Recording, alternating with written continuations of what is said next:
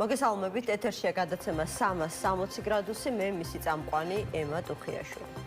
ნაბიჯ ურთიერთობების აღდგენისთვის ქართული ოცნება კვლავ მზადყოფნის რეჟიმშია შეხვდეს ამერიკელებს და განიხილოს ყველა ის საკითხი, რაც ურთიერთობის სუფთა ფურცლიდან აღდგენას უშლის ხელს.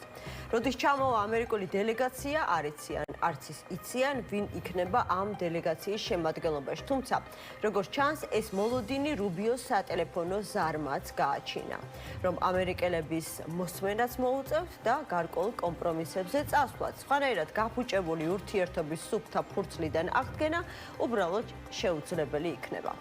უცნაურად დაემთხვა დროში ამერიკელების დაანონსებულ ვიზიტს ანაკლიის პორტის მშენებლობის დაჩქარების ანონსიც. დღევანდელ მთავრობის ხდომაზე ისე გამოიყვანეს, რომ თითქოს ანაკლიის ღრმაწყლოვანი პორტის მშენებლობის შეფერხების მიზეზი მხოლოდ ოპტიმიზაცია და ეკონომიკური ხარჯები იყოს. არადა სულ 2 კვირის წინ საქართველოში ჩამოსულმა სახელმწიფო დეპარტამენტის წარმომადგენელმა მოითხოვა საკუთარი თვალით ენახა, რა ხდებოდა იქ, სადაც წესით ევროპასა და აზიას შორის დამაკავშირებელი მომავლის კარიბჭე უნდა გახსნილიყო. აშკარაა, რომ პიტერ ანდერლოუ ნანახით ძალიან უკმაყოფილო დარჩა ამ ტემპით. ნაკლებ სავარაუდოა მშენებლობის პირველი ფაზის დასრულება და საკონტეინერო პირველი გემის შემოსვლა 2029 წელს მოესწროს. აღარაფერს ვამბობ ჩინურ-სინგაპურულ კონსორციუმზე, რომელმაც პორტის 59% უნდა ჩაიბაროს. ამერიკელები ვერ დავაინტერესეთო, ამბობს შალვა პაპუაშვილი, თუმცა ის რაც ახლა ხდება, საპირისპიროზე მეტყველებს. სხვათა შორის არც ლელოს ბოლო ინიციატივა მგონია შემთხვევითი, ანაკლიის პორტს ტრამპის სახელი დავარქვათო და ტრამპის გზის ლოგიკურ გაგრძელებად იქცესო. სხვათა შორის არც დანარჩენ ოპოზიციურ ფლანგზე უარყოფენ, რომ ანაკლიის პორტი პრიორიტეტულია ვაშინგტონისთვის, თუმცა არ ფიქრობენ, რომ ეს შესაძლოა სტრატეგიული პარტნიორების გადატვირთვისთვის საკმარისი საფუძველი გახდეს. ყველა ამ თემაზე ჩვენ ვისაუბრებთ დღეს სტუმრებთან ერთად და არა მხოლოდ ამ თემაზე.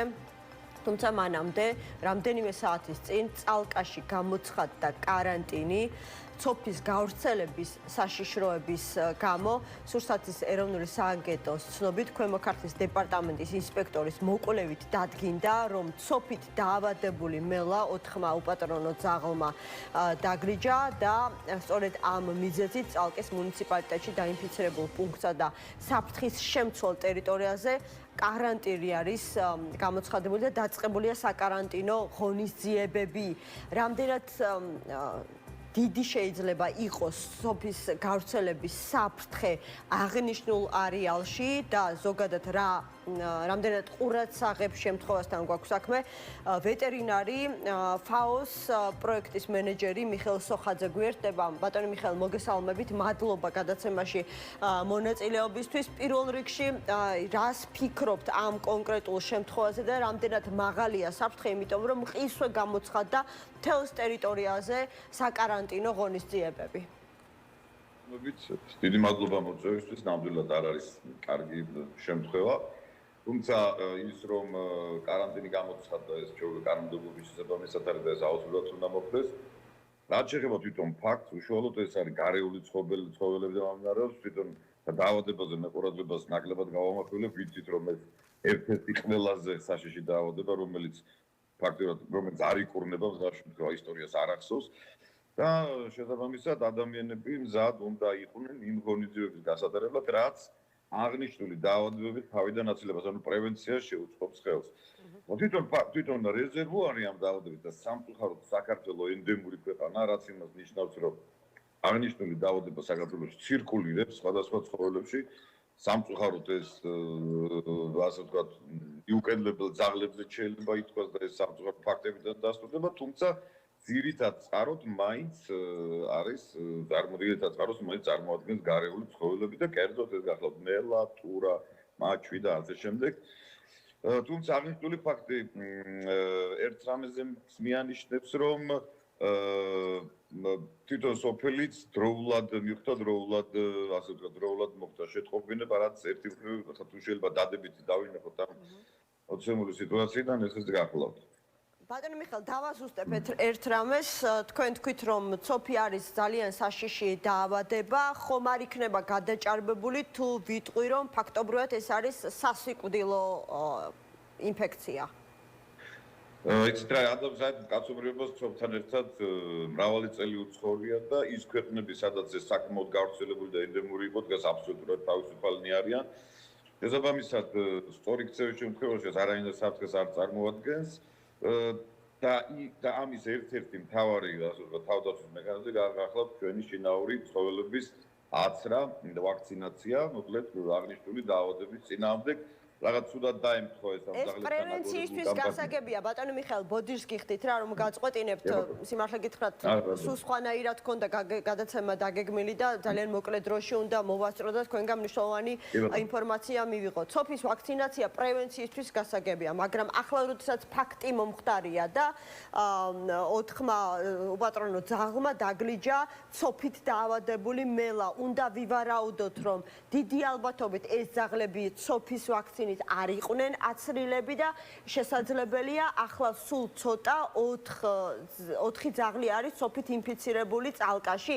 ეს რამდენად დიდი საფრთხეა და რა რეკომენდაციების უნდა მიყვნენ ზედმიწევნით წალკის მაცხოვრებლები? კი ბატონო, რა თქმა უნდა, თუ აღნიშნული ცხოველები არ იყვნენ ვაქცინირებული, ეს იმას ნიშნავს, რომ დაავადების გარშემო საკმაოდ მაღალი საფრთხეა.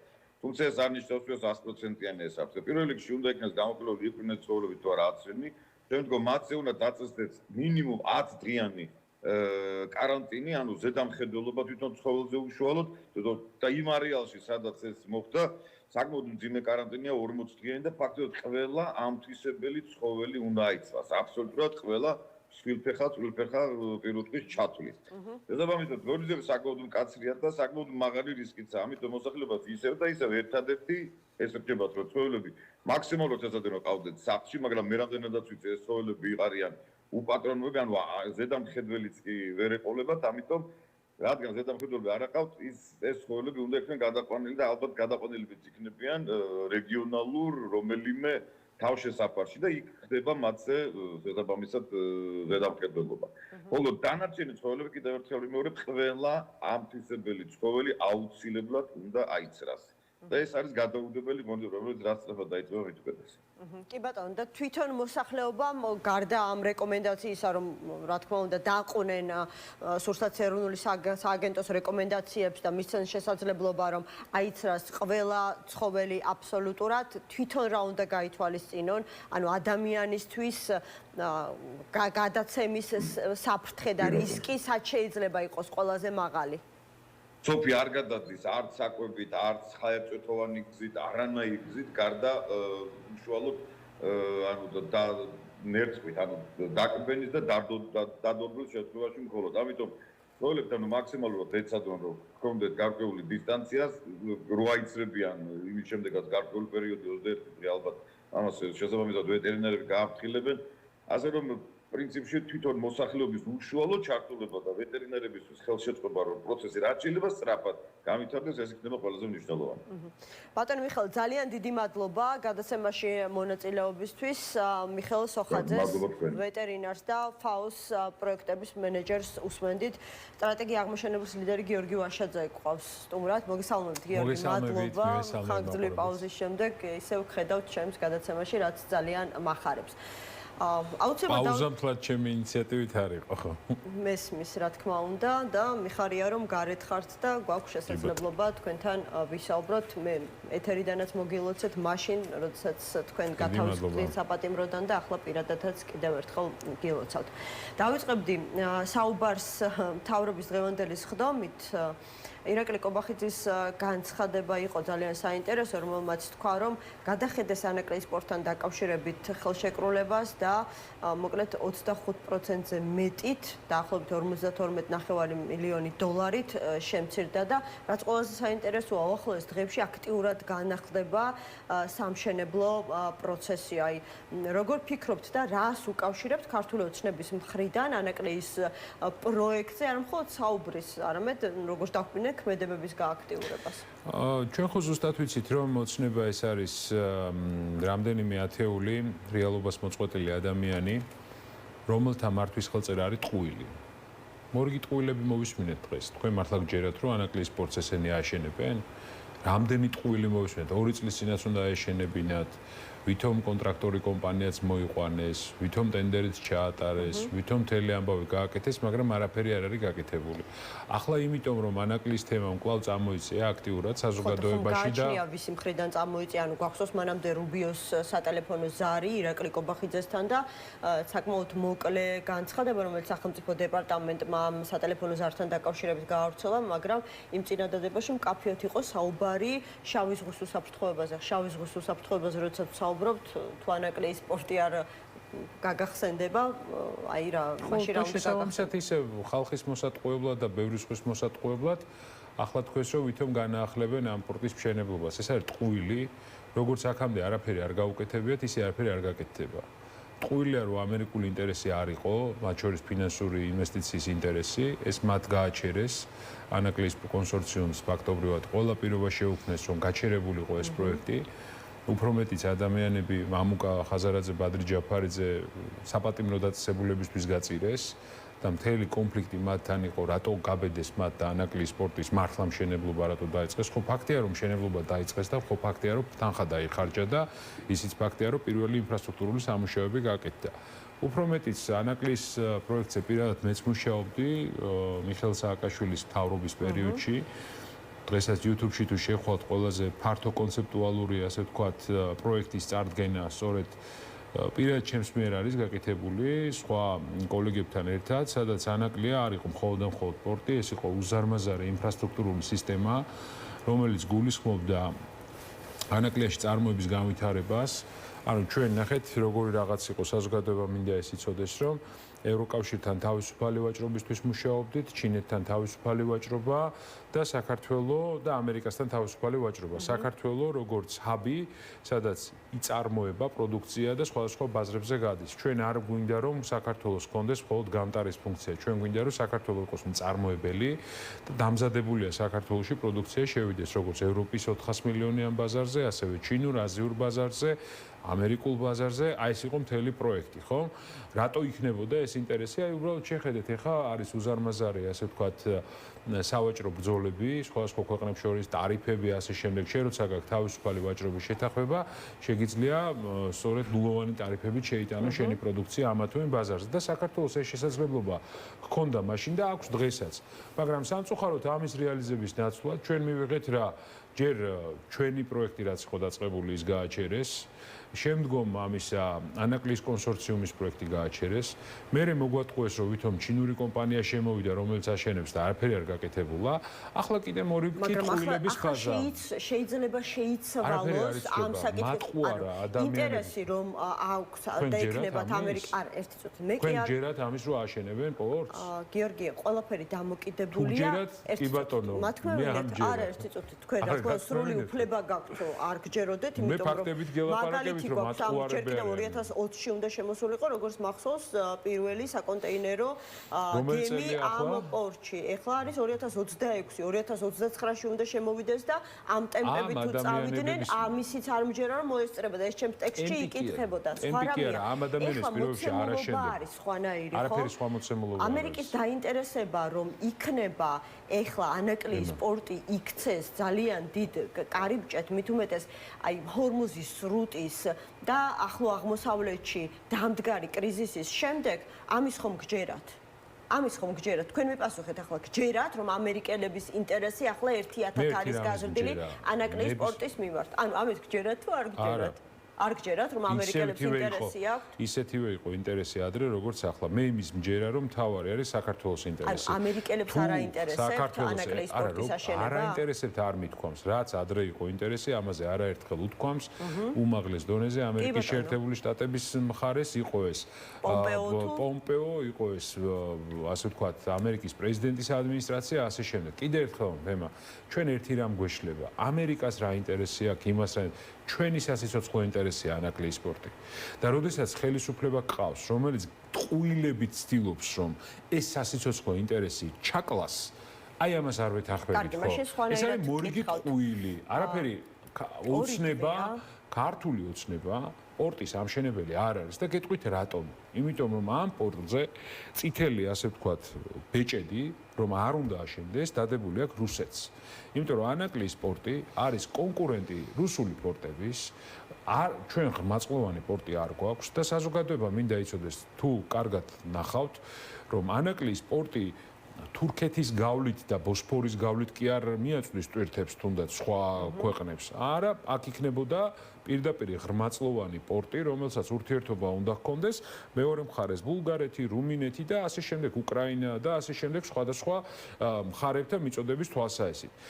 აქ მთავარი საკითხი იყო რომ ნოვოროსიისკის პორტი, რომელიც აქვს რუსეთს, რომელიც არის დღეს ყველაზე მსხვილი პორტი შავ ზღვაზე, მისი კონკურენტი იქნებოდა ანაკლის პორტი. შესაბამისად, რუსეთის ინტერესში შუა დერეფნის განვითარება არ შედის, რომ არ მოხდეს ტვირთების გადანაწილება შუა დერეფნის მიმართულებით. ამერიკის შეერთებული შტატების ინტერესში ამაზე ვსაუბრობთ, ანუ ამ შემთხვევაში შესაძლებელია. არა, მომისმინეთ, ამერიკის შეერთებული შტატების ინტერესში შედიოდა შედის და მომავალშიც იქნება. ახლა მთავარი საკითხია, კითხვა სხვაგვარად უნდა დავსვათ ემა.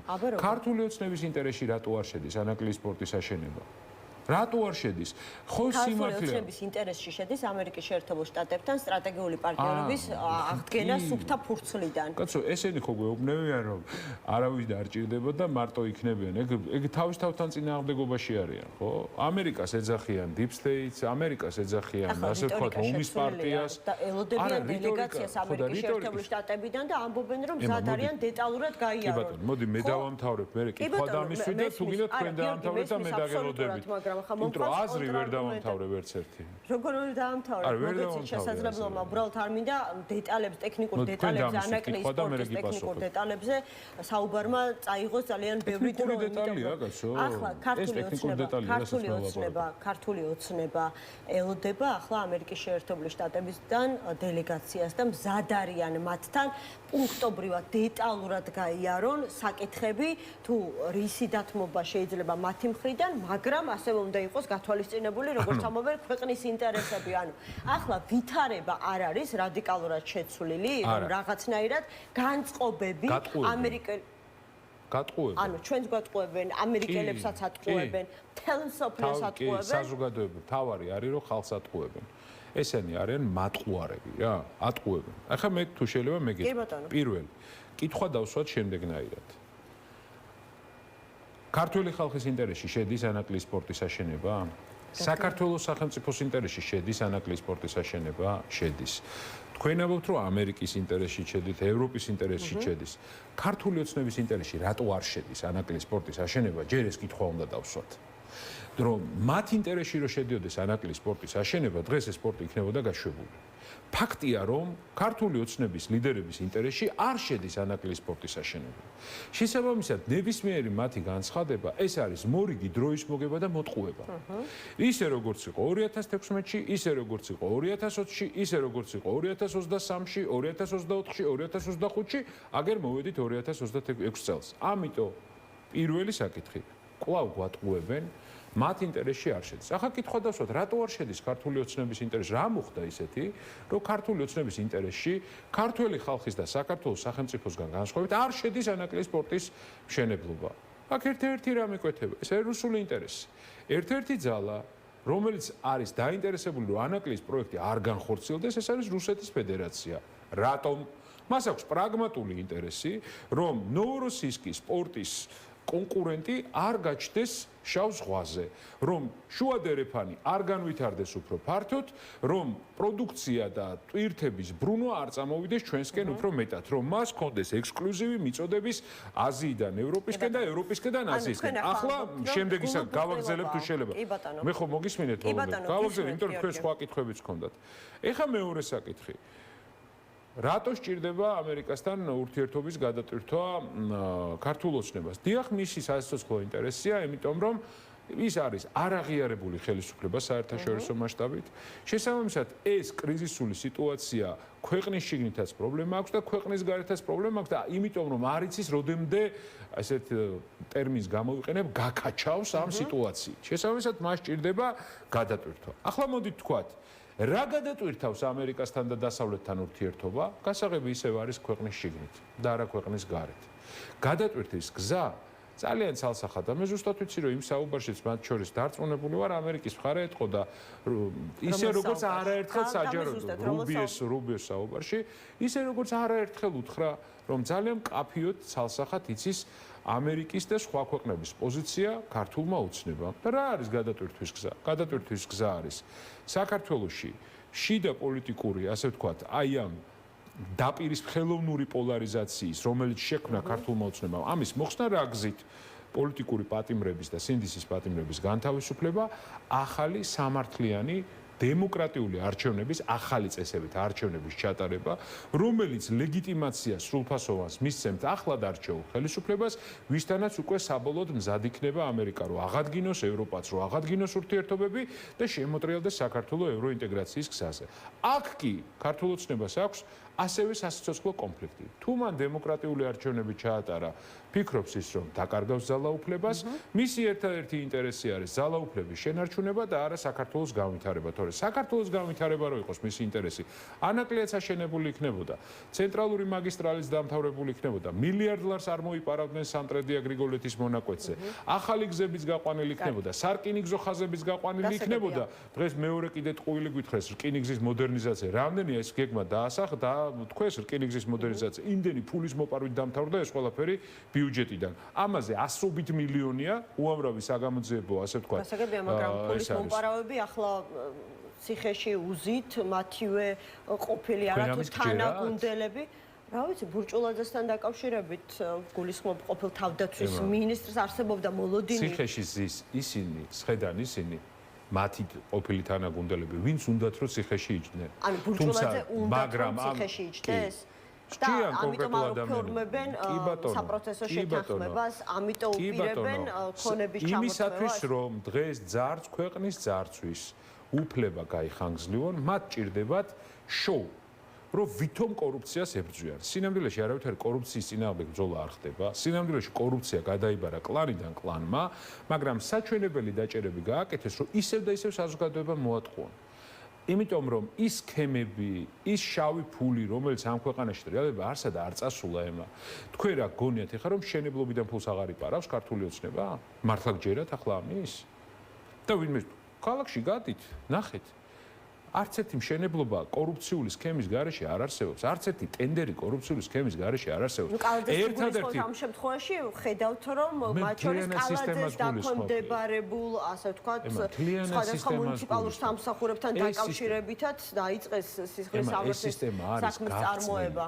ჩამპალი, როდესაც სისტემას ერთ-ერთი მიზანი აქვს ძალაუფლება შეინარჩუნოს იმისთვის, რომ მეტი ფული აკეთოს და არა ის, რომ ქვეყანა განავითაროს, რეგიონის ლიდერის სტატუსი დაიბრუნოს, ევროკავშირში სწრაფად შევიდე და ეს ისტორიული შესაძლებლობა მართლაც გამოიყენოს ამ ქვეყანამ, არა ის, რომ ხალხზე იზრუნოს, მიაქციოს ყურადღება სოფელში სახლი რო ენგრევა ადამიანებს იმათ, მიაქციოს ყურადღება მაგალითად მშობლებს, რომლებიც რამდენი დღეა უკვე და რამდენი კვირაა უკვე აპროტესტებენ, რომ მათი შვილებისთვის უნდა ძვირადღირებული მედიკამენტები უნდა შეიძინონ. ეს არ ადარდებთ, მათ არ დარდებთ ფულის კეთება და ყველაფერი, რასაც აკეთებენ, არის ხალხის მოსატყუებლად. ტყუილია, რომ მათ ანაკლის სპორტის აშენება უნდათ, თუ არა აქამდე ააშენებდნენ, ტყუილია, რომ მათ წყალტუბოს აშენება უნდათ, თუ არა აქამდე ააშენებდნენ. ლელოს განცხადება 2 დღე ზედიზედ ვხედავთ ლელო გეგმას თავაზობს ქართულ ოცნებას. რა მე მგონი 10 პუნქტიანი გეგმა იყო თუ არ ვცდები ტრამპის გეგმისა არ იყოს რომ ეროვნულ პროექტად უნდა გამოცხადდეს ანაკლია პრიორიტეტად უბრალოდ უნდა მიენიჭოს ფინანსურ ინსტიტუტებს ტრანსამერიკულ და ტრანსატლანტიკურ ფინანსურ ინსტიტუტებს და ასე შემდეგ. ხო, თქვენ გისურვებთ, იმიტომ რომ ოპოზიცია არის ლელო და მათი მოწოდება დაუსვათ ეს კითხვა. არა, თქვენი მოსაზრება ძალიან საინტერესოა ამასთან დაკავშირებით, მაშინ როცა ამბობთ რომ გულუბრყვილობა გჯეროდეს, რომ ქართული ოცნება რაიმეს გაკომპრომისზე წავა ამერიკის შეერთებულ შტატებთან და მაგალითად პატიმრებს გაათავისუფლებს ან ვადამდელ არჩევნებს დანიშნავს. მით უმეტეს გულუბრყვილობა ამერიკასთან არა, ხალხთან წავა კომპრომისი, ქართულ ხალხთან და თქვენ ამას ნახავთ. გადავალთ ამაზე აუცილებლად. შეიძლება ჩვენ მოქალაქეებს ასე გვეპატიოს გარკვეულწილად პოზიტიურ მოლოდინებზე დაფუძნებული ეს გულუბრყვილობა, მაგრამ როდესაც ძლიერი ოპოზიციური პოლიტიკური პარტია გამოდის და აგერ პირდაპირ გამზადებულ სახელწოდებას თავაზობს ანაკლიის სპორტის, რომ დაერქვას ამას ტრამპის სპორტი, თუ არ ვცდები, ხო? ყოველ შემთხვევაში ტრამპის სახელი დაერქვას. მათი ეს, ასე ვთქვათ, მოწოდება ქართული ოცნების მიმართ გეგმითურთ რა მოლოდინებს ემყარება? ანუ თქვენ როგორც რაზე შეიძლება იყოს გათვლა, რაიმე პოლიტიკური გათვლა? მათ უნდა გითხოთ, მე ნამდვილად არ მინდა ამ საკითხზე გავაკეთო კომენტარი, იმიტომ რომ ჩემი პოზიცია არის ძალიან მკაფიო. ქართულ ოცნებას არ სურს ამ პორტის აშენება, თორე რომ ნდომოდა არაერთხელ ქონდა ამის შესაძლებლობა, მხოლოდ დროის გასაწელად მოიფიქრებენ 1000 ტყუილს, როგორც ეს მაგალითად დღეს განაცხადეს, რომ რაღაც გადავაკეთეთ და როგორც 700 მილიონი იპოვეს ბიუჯეტში გამოათავისუფლეს და სად დაიხარჯა 700 მილიონი არ ვიცით, ისეთივე ტყუილთან გვაქვს საქმე ახლა ამ რაღაც 50 თუ 25 მილიონთან დაკავშირებით, ხო? კიდევ ერთხელ ვამბობ, ქართული ოცნების სასიცოცხლო ინტერესი არის ერთ-ერთი რამ მეტი მოიპაროს, ძალაუფლება შეინარჩუნოს. ამ ადამიანებთან საუბარს რომ მოდით რამეს თავაზობ და გააკეთეთ, აზრი არ აქვს. მათ შორის ლელოსაც, მათთან ერთად მეც მაქვს გამოცდილება, როდესაც პარლამენტში ვიყავით, გაგახსენებთ რომ ლელოსთან ერთად ჩვენ შევთავაზეთ მაგალითად 7-8 პუნქტიანი გეგმა ევროინტეგრაციის თვალსაზრისით, რომ ერთად ჩავიდეთ ევროპულ დედაქალაქებში. მე თვითონ მათთან ერთად გადავეცი ხელში კობახიძე ღარიბაშვილ, პაპუაშვილს ეს დოკუმენტი. ეს იყო ჩვენი შეთავაზება, რომ ისევ ჩვენ დავიხიეთ უკან ეროვნული ინტერესებიდან გამომდინარე გავაკეთოთ. რომ შეიძლებოდა ამ შეთავაზებას რაღაც შედეგი 2022 წელს. ჯერ კიდევ გქონდათ იმედი. კი ბატონო, დღეს ეს აღარ მე ვფიქრობ, რომ დღეს ვართ სხვა რეალობაში. დღევანდელი რეალობა არის, რომ აქეთ არის რამდენიმე ათეული ადამიანი, რომელიც არის პირდაპირ აი ბოროტების წყარო დღეს ქვეყანაში, რომელიც ტყუილით მართავს აბსოლუტურად ყველას, მატყუარები არიან, ყოველდღე გამოდიან და ერთ-ერთ რამეს ფიქრობენ, როგორ მოვატყუო ქართული საზოგადოება, რომ შევინარჩუნო ძალაუფლება. ადამიანებთან ლაპარაკს, ამ რამდენიმე ათეულთან ლაპარაკს, აზრი არ აქვს. მithumetes არც რაიმე გეგმის შეთავაზებას, რა თქმა უნდა, ჩემი აზრი ესეთია. ხო, თქვენი აზრი მაინტერესებს ჩემი აზრი ესეთია. ჩვენ თუ ვინმეს უნდა შევთავაზოთ.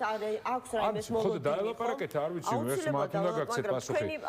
მე ვამბობ, რომ თუ ვინმეს უნდა ვესაუბროთ, ეს არის საზოგადოება, რომ სიმართლე უთხრათ. ამ ტყუილს დაუპირისპიროთ სიმართლე. სიმართლე არის, რომ ქართულ ოცნებას არ აქვს ინტერესი ამ პორტის მშენებლობის. არ აქვს ინტერესი, იმიტომ რომ არც რუსეთის ინტერესში არ შედის ამ პორტის მშენებლობა, თორე სხვა ახსნა ამას არ მოეძებნება, უბრალოდ ფიზიკურად არ მოეძებნება სხვა ახსნა, ობიექტური ახსნა, რატო არ აშენებს მიზანმიმართულად, რატო გააჩერა, მერე მოგვატყუა ერთხელ, მოგვატყუა ორჯერ, მოგვატყუა სამჯერ, ახლა ისევ გვატყუებს, რატო არ აკეთებს ამას?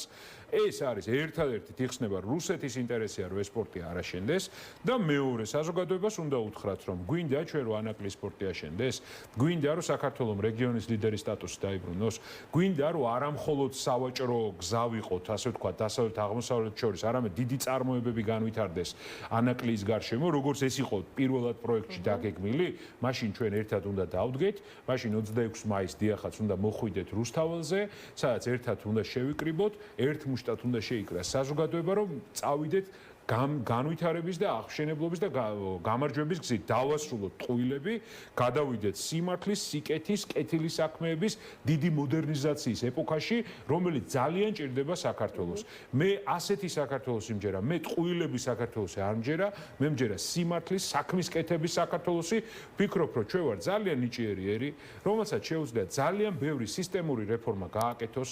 ევროკავშირში ჩვენ არ მივდივართ მხოლოდ იმისთვის, რომ ევროკავშირის ევროპა გვინდა ან ვინმეს ვემათხოვრებით რომ გვარჩინეთ. არა, ევროკავშირში მივდივართ ქართული ღირსებით, მივდივართ რეფორმების ახალი ტალღით, მოდერნიზაციით, ახალი შეთავაზებით რომ ვაკეთებთ რეფორმებს ჩვენ, მაგრამ ვთავაზობთ ახალი თაობის რეფორმებს მათაც. დაახლოებით იუსტიციის სახლის მიდგომას ვთავაზობ საზოგადოებას, როდესაც მთელი ევროპის გამოცდილება შევისწავლეთ, გავაკეთეთ იმაზე უკეთესი საქართველოში იუსტიციის სახლის სახით, ჩვენთან ჩამოდიოდნენ მე ევროპელები, ბრიტანეთის პარლამენტს შეგახსენებთ, ამერიკის სახელმწიფო მდივანი ჰილარი კლინტონს შეგახსენებთ, იგივე ტრამპი, რომელიც ჩამოსული იყო, რომელიც გაოცებული იყო ამ რეფორმებით და ისინი ღია არაფერად ამბობდნენ, რომ მათ ამ რეფორმების გადატანა უნდათ თავისთან. აი ესეთი საქართველო მინდა მე. ასეთი წელგამართული ამაყი რეგიონის ლიდერი საქართველო და არა ტყუილების და ამ დაპირისპირების და სიძულვილის ჭაობში ჩახჩობილი საქართველო, რომელსკენაც მიგვაქანებს ოცნების ეს რამდენიმე ათეული ადამიანი, რომელიც რეალურად არის ბოროტების შემოქმედი ამ ქვეყანაში. ანუ ამ თემას რომ მოვრჩეთ, იმიტომ რომ სხვა თემებისთვის მინდა დამჩეს დრო, თქვენ ფიქრობთ, რომ ვერაფერი და ვერავინ ვერ შეძლებს დაალაგოს ქართული ოცნებისა და ამერიკის შეერთებული შტატების ურთიერთობები იმგვარად, რაგვარადაც ეს ქართულ ოცნებას წარმოუდგენია. ეს არის ტყუილი, რომ რამენაირად დაალაგდება, ამ ტყუილს ეხა რამდენიმე კვირა ყიდიან იმისთვის, რომ საზოგადოებაში ნეგატიური განწყობა მათთან მიმართებაში იმატებს და ეხა რაღაცნაირად უნდა შეატყო, რომ ვითომ რაღაც ხდება. რაიმე სხვა ინფორმაცია გაქვთ თუ აი თქვენს რაღაცა აღქმებზე, პროგნოზზე, ვარაუდების საფუძველზე ქვეყანაში და ზუსტად ვიცი ქართული ოცნების დნმ. ესენი არიან მატყუარები,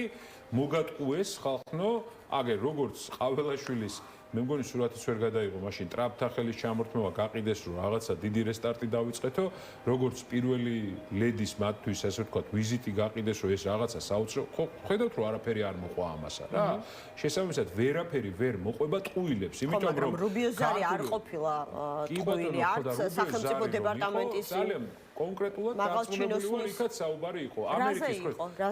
საჯაროდ ამერიკის შეერთებული შტატების მხარე ამოც კაფიოდ და ნათელია ქართული მხარისთვის რა უნდა გააკეთოს იმისთვის რომ ურთიერთობები აღდგეს. ამისთვის საჭირო არის საქართველოს დაუბრუნდეს დემოკრატიული განვითარების გზა. პირველი საკითხით, ანუ პოლიტიკური პატიმრების გათავისუფლება. მოდი დავიწყოთ ამ საკითხით, პოლიტიკური პატიმრების გათავისუფლება. რის საფუძველზე თუ თქვენ ზუსტად იცით რომ ამ თემაზე შედგა სატელეფონო საუბრის ასე ვთქვათ ლაპარაკი. არა, მე არ მithქვამს, რომ ძალიან კაფიო იქნებოდა გზავნილი. რასაც ამერიკის შეერთებული შტატების საელჩო ყოველთვის ამბობს. ჩვენი მხრიდან კაფიოდ გაცხადებულია ის გზა, რომელსაც უნდა დაადგეს ქართული ოცნება, თუ მას რაიმე ტიპის ურთიერთობა ჩვენთან უნდა. ეს გზა არის საქართველოს დემოკრატიზაციის გზა. სიები გვაჩვენეთო, იყო ამაზე ანუ ვის გათავისუფლებას ითხოვთო? სიები? ვინ უთხოვდა? ანუ პაპუაშვილის განცხადება იყო, რა ვიცი, ცოტა ხნის წინ, როდესაც გააქტიურდა ეს თემა. ანუ გვაჩვენეთ ყოველ შემთხვევაში ქართული ოცნებიდან ამ თუ ზუსტად მახსოვს პაპუაშვილის განცხადება იყო. ჟურნალისტებს ძირითადად ვის ეკონტაქტება ახლა თქვენ ერთმანეთში, ასე საჯაროდ და სიები გვაჩვენეთო ვის უთხრა, ვის მიმართა სიები გვაჩვენეთო? ჟურნალისტებს კითხვის პასუხად. მე პირადად არა, საპარლამენტო ჟურნალისტებს, ვისაც აქვთ მათთან კომუნიკაცია. არის აგერ 120-ზე მეტი ადამიანი რომელიც საპატიმრო დაწესებულებაშია, რომელიც აგერ სად არის? გამოქვეყნებულია საჯაროდ? რა უნდა, საჯაროდ ცნობილია, აგერ წამობძანდით დღესაც რუსთაველზე, იქ ამ სიას ყოველდღე, ასე ვთქვათ, ხანკითხულობენ ამ ადამიანების სახელები და გვარები და წავიდეთ ერთად და ეს სია ცნობილია. ეს არის ყველა ის ადამიანი, რომელიც უკანონოდ არის პატიმრობაში იმყოფება. კი ბატონო, ამ სიაზე არ გეკითხებით, იმიტომ რომ რამდენადაც ვიცი, ჯერ მხოლოდ მონახაზი არსებობს, როგორც ამბობენ, ასეთი პოლიტიკური პატიმრების სიის, იმიტომ რომ იქ იყო საკამათო საკითხები, მათ შორის მიხეილ სააკაშვილთან დაკავშირებით, როგორც ვიცი, ეს საკითხი პოლიტიკური პატიმარია. მე კიდევ ერთხელ ვამბობ, არის 2024 წლის შემდგომ პერიოდში პოლიტიკური პატიმრების, ხან მეძახით სინდისის პატიმრებს, პოლიტიკურ პატიმრებს, ყველა ეს და მიხეილ სააკაშვილიც არის პოლიტიკური პატიმარი. აბსოლუტურად ყველა არის პოლიტიკური პატიმარი. შესაბამისად, სიაც კარგად იცის ქართულმა ოცნებამ, სახელები და გვარებიც კარგად იცის და ძალიან კარგად იცის უკანონოდ ვინ ყავს გამოკეტილი საპატიმრო დაწესებულებაში. ეს არის ოპოზიციური ალიანსის მიერ შედგენილი სია თუ არის სამოქალაქო სექტორის, იმიტომ რომ ამაზეც იყო ხო თინა ბუკუშაუს განცხადებას გაგახსენოთ, რომელმაც გაუგებრობა უწოდა, რომ არსებობდა თორმე კიდევ რაღაც სია, სადაც მიხეილ სააკაშვილი არ იყო შეყვანილი. არა, მან თქვა, რომ ტყუილია, რომ არსებობს რაიმე სია, სადაც ვინმე არ არის შეყვანილი. პირიქით თქვა ეს ემა. პირიქით თქვა, ანუ რაღაც ყოველთვის ქართული ოცნება ცდილობს, რომ დისონანსი და დაპირისპირება შემოიტანოს ჩვენ მხარეს. ესეთი დაპირისპირება მოდი რა. შემიძლია ციტატაც მოვიყვანო, იმიტომ რომ ზუსტად ასე იყო საუბარი, იყო რაღაც გაუგებრები რაზე ვსაუბრობ. ანუ საუბრობთ იმაზე, თუ არსებობს რაიმე წინაპირობა იმისა, რომ ქართულ ოცნებასთან ამერიკის შეერთებულმა შტატებმა, თუ ამერიკის შეერთებულმა შტატებმა ოპოზიციამ და ხელისუფლებამ დაიწყონ, გახსნან დიალოგი, თუნდაც აი ამ საკითხთან დაკავშირებით, იმიტომ რომ ძალიან ეს კაფიო. მოწოდება გიორგი წელიწად ნახევარია გვესმის რომ ყველა იმ ადამიანმა უნდა დატოვოს საპატიმრო. შედეგი რა არის ეს მითხარით? შედეგი იქნება მაშინ, როცა ისინი და თუ შედეგი არ იქნება, ქართული ოცნება ვერავისთან ვერაფერს ვერ გადატვირთავს. ამას გეუბნებით. გასაგებია? ვერც ხალხთან ვერ გადატვირთავს საქართველოში და ვერც ამერიკასთან და ვერც ევროპასთან ვერაფერს ვერ გადატვირთს თავს, იმიტომ რომ ვერავინ ვერ შეეგუება იმ, ასე ვთქვათ, რეჟიმს, რომელიც დღეს საქართველოში არის ამ უსამართლობებს, რომელიც ქვეყანაში არის. უსამართლობა მარტო მე არ მომაკითხა, რომ საპატიმრო დაწესებულებაში ვიყავი. უსამართლობა მიაკითხა იმ 120-ზე მეტ პოლიტპატიმარს, რომელიც ახლა საპატიმრო დაწესებულებაშია. უსამართლობა მიაკითხა იმ 1000-ობით ადამიანს, რომელიც უსამართლოდ და უკანონოდ დააჯარიმეს და უსამართლობა მიაკითხა არა მარტო ჩვენ, არამედ საზოგადოების სხვა ნაწილებს, იქ პროფესორ-მასწავლებლებს, რომლებიც გაუშვეს სასწავლებლებიდან და სამსახურს უქმებენ, ილიას უნივერსიტეტს აუქმებენ, ტექნიკური უნივერსიტეტის ჰუმანიტარულ-ტექნიკურ ფაკულტეტს. ეს ყველაფერი უსამართლობებია. უსამართლობა მიაკითხა ხარაგაულში, ტყიბულში თუ ჭიათურაში დანგრეულ სახლებში მცხოვრებ სოფლის მაცხოვრებლებს, ხო? უსამართლობა მიაკითხა იმ მშობლებს, წეღარას თქვით, რომ წამალს ვერ ყიდულობენ ბავშვისთვის და ეს ტოტალური უსამართლობა ყველგან არის, მაგრამ ახლა მოდი მთავარი ვთქვათ, იმისთვის რომ ეს მძიმე ღრმა ჩიხი განიმუხტოს, მე გამოსავალს არ ვეძებ არც ამერიკაში და ევროპაში. თქვენ არასწორად ეძებთ ამ გამოსავალს. გამოსავალი ჩვენშია. მე ამის თქვა მინდა. სანამ ჩვენ ერთ მუშტად არ შევიკრებით და იმ ადამიანებს, ვინც ხელოვნურად გვაპირისპირებს, გვათითო კაცებს, არ ვეტყვით არას და ვიტყვით, რომ ჩვენ ქართულ ხალხს გვაქვს ერთი სამშობლო, ერთი ქვეყანა, არაფერი გასაყოფი ერთმანეთთან არ გვაქვს და გვინდა ავაშენოთ ძლიერი რეგიონის ლიდერი, წელგამართული სახელმწიფო, ევროკავშირის წევრი, ძლიერი ოჯახებით, ძლიერი ადამიანებით, აღვადგინოთ და დავადგინოთ სამართლიანობა ქვეყანაში, ძლავრი ეკონომიკური წისვლა გქონდეს, მანამდე არაფერი არ იქნება. ვერც ამერიკა გააკეთებს ჩვენს ნაცვლად საქმეს და ვერც ევროპა. ეს ჩვენი გასაკეთებელია. ამიტომ არ მომწონს ამდენი ხანი საუბარი, რომ ამერიკას უნდა, იმას უნდა. ყველაფერი დამოკიდებული არის ჩვენზე და არა ვინმე სხვაზე. როგორც კი ჩვენ აი ეს გაფანტური უმრავლესობა, რომელიც ვართ ამ ქვეყანაში, ვისაც არ მოგწონს ის, რაც დღეს ხდება, ვისაც გვინდა ნორმალურად. ამერიკის ძალიან დიდ როლს თამაშობდა ხოლმე ზოგადად პოლიტიკურ ცვლილებებში და როგორც წესი უკეთესობისკენ, ხო, ამას მნიშვნელოვან როლს თამაშობს, მაგრამ გადამწყვეტი ადგილი და ხმა გვაქვს ჩვენ, მე, თქვენ, ქართულ ხალხს, ვინც ეხლა გვიყურებს. ნუ ვართ დამოკიდებული იმაზე, რომ აი ხა ჩვენ გულზე ხელს დავიკრებთ და ვინმე გადაწყვეტ ჩვენაც. ესე არ იქნება. ეს ჩვენი გადასაწყვეტია. ხალხო, ერთ რამეს შეხედეთ რა. ქართული ოცნება ტყუილთან ერთად მეორე რასაც აკეთებს, ხელოვნურად ქმნის დაპირისპირების პოლარიზაციის თემებს. რომ წავყიდოს ერთმანეთს დაუპირისპიროთ, ასე ვთქვათ, მცდელობა გაერთიანების, ხომ, დაანონსებული ხომ გაქვთ ორთვიანი ეროვნული მობილიზაცია. ზუსტად ამას ვაკეთებთ. გადიხართ უკვე რეგიონებში, გახვედით, ელაპარაკეთ ხალხს. ერთი წუთით, ემა, ნახეთ, ზუსტად ამას ვაკეთებ და თქვენი ეთერითაც საზოგადოებას ვეუბნები. მე არავისთან არაფერი გასაყოფი არ მაქვს. მიუხედავად იმისა, რომ მე და ჩემმა ოჯახმა დიდი უსამართლობა ჩვენ თავზე ვიგზავნით, იოტის ოდენაშორის ზიების გრძნობა არ მაქვს. მე მინდა რომ საერთო სასაუბრო მქონდეს ყველა საქართველოს მოქალაქესთან. ჩემთვის ქვეყანაში იმისიანი და ამისიანი არ არსებობს. ჩემთვის არსებობს თანამემამულე საქართველოს მოქალაქე. შეიძლება მას განსხვავებული აზრი ჰქონდეს, მაგრამ მე მას პატივს ვცემ იმ განსხვავებულ აზრს. სამართლიანობის აღდგენა როგორ წარმოგიდგენიათ, ანუ თქვენ თქვენს დაკავებაში პირველ რიგში ვის ადანაშაულებს შეგიძლიათ ეს ვთქვათ? არა, ნუ ვის ადანაშაულებს კონკრეტულად, რა ვიცი, 1, 2, 3 ადამიანი. რამდენიმე ათეული ადამიანი, რომელიც ამ გადაწყვეტილებებს იღებს და არ ვადანაშაულებ მე იმ საზოგადოებას, რომელიც თუნდაც წულუკია, კი, ამ დაჯგუფებას, კი, აი, კი ბატონო, კი, აი ეს არის დაჯგუფება. მათ ადანაშაულებთ, რომ რამდენი რვათვე იყავით, თუ რამდენი იყავით, 8 თვის განმავლობაში იყავით თავზე კი კი, მესმის, მაგრამ რადგან აქ ხართ, ეხლა თქვენს აი ამ განცდებზე მინდა ვისაუბროთ და იმაზე თუ როგორ ხედავთ, არ დაგიყვანეთ არსადაც. თქვენ ამბობთ რა საჭიროოდ ხო არა ვართ ეხლა ჩვენ. გაერთიანებაზე ვსაუბრობთ, გიორგი. ხო და რომ მივედი მაღაზიას ასწავლე, გამაწყვეტინეთ და ისევ სხვაგან წავედით და არა, არსად არ წავედით იქ თქვენ ამბობთ რომ შურის ძიების გრძნობა არ მომოძრავებს. არც ერთ შემთხვევაში. მე იმიტომ რომ მე არ მგონია რომ ბოროტებით დავამარცხებ. მე ვფიქრობ ბოროტებას მხოლოდ სიკეთით დავამარცხებ. მე ვფიქრობ რომ გათითო კაცებას, რასაც ისინი აკეთებენ, მხოლოდ ერთიანობით, ერთ მუშტად შეკვრით დავამარცხებ. მე ვფიქრობ რომ სწორედ აი საქართველოს დიდი ეროვნული მობილიზაცია გვჭირდება ჩვენ იმისთვის, რომ დავაღწიოთ თავი. კიდევ ერთხელ ეს საუბარი საიდან დავიწყე? ხშირად ვსაუბრობთ ამერიკა, ევროპა, საფრანგეთი, გერმანია, ბრიტანეთი, მაგრამ აქ არის საქართველოსია გასაღები, ჩვენშია გასაღები. სანამ ჩვენ არ გაუსწორებთ თვალს. ყველაზე მეტი მე მგონი ოპოზიციონერის რანგში ყველაზე მეტი ვიზიტი გაქვთ განხორციელებული უცხოეთში სწორედ იმისთვის რომ საერთაშორისო პარტნიორების მხარდაჭერა მოგეპოვებინათ და მათ გარკვეულ საკუთარი უფლებამოსილების ფარგლებში ზეწოლა მოეხდინათ ქართულ ოცნებაზე გიორგი რავიძე. ამაზე ჩვენ არც ახლა ვაჩერებთ ერთი წუთით ის რომ ჩვენ პარტნიორებთან მუდმივი ურთიერთობა გქონდეს რომ არ ჩაიქნიონ საქართველოზე ხელი. მაგალითად არ შეუწყვიტონ უვიზო მიმოსვლა საქართველოს მოქალაქეებს და თუ რამე გადაწყვეტილება იქნებათ კონკრეტული ჯგუფებზე გქონდეთ ეს გავრცელებული და არა მთლიანად ქართულ ხალხზე. ეს ჩვენი ამოცანა არის, მაგრამ თავარი გასაღები მეთქი გამარჯვების ამაში კი არ არის. ეროვნული მობილიზაცია.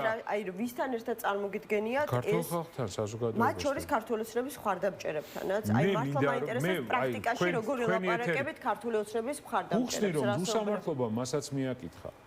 მოიცა რა, იმ სოფელში სახლები რო დაინგრათ ადამიანებს, ჩვენი მხარდამჭერები იყვნენ მარტო სტიქიამ რომ თუ არასწორად გაყვანილმა გზამ ხარაგაულში და გათხრილმა გვირაბმა რო ჩაუნგრია სახლი ქართული ოცნების მხარდამჭერიც იყო. ილიას უნივერსიტეტი არის თუ ტექნიკური უნივერსიტეტი რო აუქმებენ ამ ხელა ფაკულტეტებს მაგალითად იქ ხო ქართული ოცნების მხარდამჭერებიც არიან. ანუ მათაც მიაკითხა უსამართლობამ. 9 მილიარდზე მეტი რომ ჯარიმა ამოიღეს მარტო გასულ წელს ჯარიმები რა მარტო ჩვენ მხარდამჭერებს ხო არ გამოუწერეს ეს გაზრდილი ჯარიმები ქართული ოცნების მხარდამჭერებსაც გამოუწერეს და მე მათ მინდა უთხრა რომ მე მინდა მათ გვერდში დაუდგე და აი ეს უსამართლობა რომელსაც ისინი თავის თავზე განიცდიან აი ეს უსამართლობა დავამარცხოთ და სამართლიანობა დავამკვიდროთ ქვეყანაში. მე მინდა ისეთი სახელმწიფო, რომ პოლიტიკური მიკერძოების მიუხედავად ყველას პრობლემის წინაშე მყოფ ადამიანს სახელმწიფო დაუდგება გვერდში და არა ის რომ მიატოვებს თავის პრობლემის ანაბარა როგორც ის მშობლები არიან რომლებიც გარანტიას აძლევთ როგორც მომავალი ხელისუფალის სხვა შორის თქვენ და გვარამიას განცხადებები დღემდე არის რა ვიცი ქართული ოცნების მხრიდან განხილვისა თუ ზოგ შემთხვევაში ქილიკის საგანი რომ თქვენი ეშინიათ როგორც მომავალი ხელისუფლების ალტერნატივის თუ არა ისინი ასე გიჟივით არ იქნებოდნენ წარმოიდგინეთ რამხელა ფულს ხარჯავენ რომ 1000 ტყუილი შეთხზან ჩვენზე 1000 ასე ვთქვათ ნეგატივი მოიფიქრონ სპეციალურად ვიდეოებს აკეთებენ სადაც ჩვენ სიტყვების გადაკეთებას ახდენენ ეს ხო შემთხვევით არ ხდება ემა რა თუ შენში ძალას არ ხედავს და თუ შენში არ ხედავს რეალურად მისალ თავის ალტერნატივას მაშინ საერთოდ არ მოგაქცევდა ყურადღებას და იქნებოდა საერთოდ იქნებოდა ასე ვთქვათ ყურადღების მიღმა მაგრამ ნერვიულობენ იმიტომ რომ დიახ ოპოზიციის ალიანსის მცდელობა არის რომ